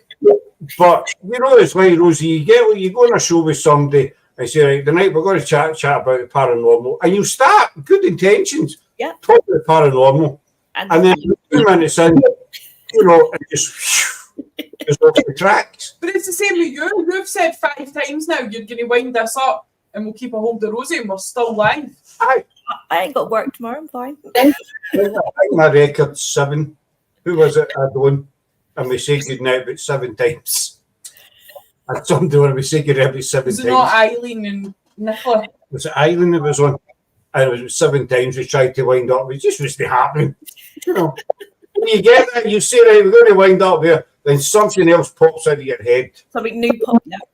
Aye, we talk about that, and then say, right, we'll finish it there. Bang, something else pops in, and you start talking about it. And before you know it, your endings lasted 30 minutes. Yep. And I'm Glaswegian, I can talk to a hedge. Did you say that? No bother. I can talk for English. Exactly. You know, the way it was in person, gab. I could talk to a stone in the road. Okay. It doesn't answer me back. You know what I mean? Get a conversation back. I'll get an answer one, even if I kick up, I'll get an answer one way or the other. I'll get some noise out the bugger. But I've said many a time, that's what makes a good show. Yes. When people just sit and they might talk crap. Yeah. Who cares? You know. But it's just natural. Obviously, like we've now met, so you now know like our personalities and stuff. But we clicked, all 3 of us over, and Laura as well, over FaceTime and like this. But you could just have. You don't even have to meet people to have a good show.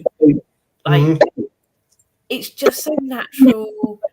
And I think when something's so script and structured, it's robot.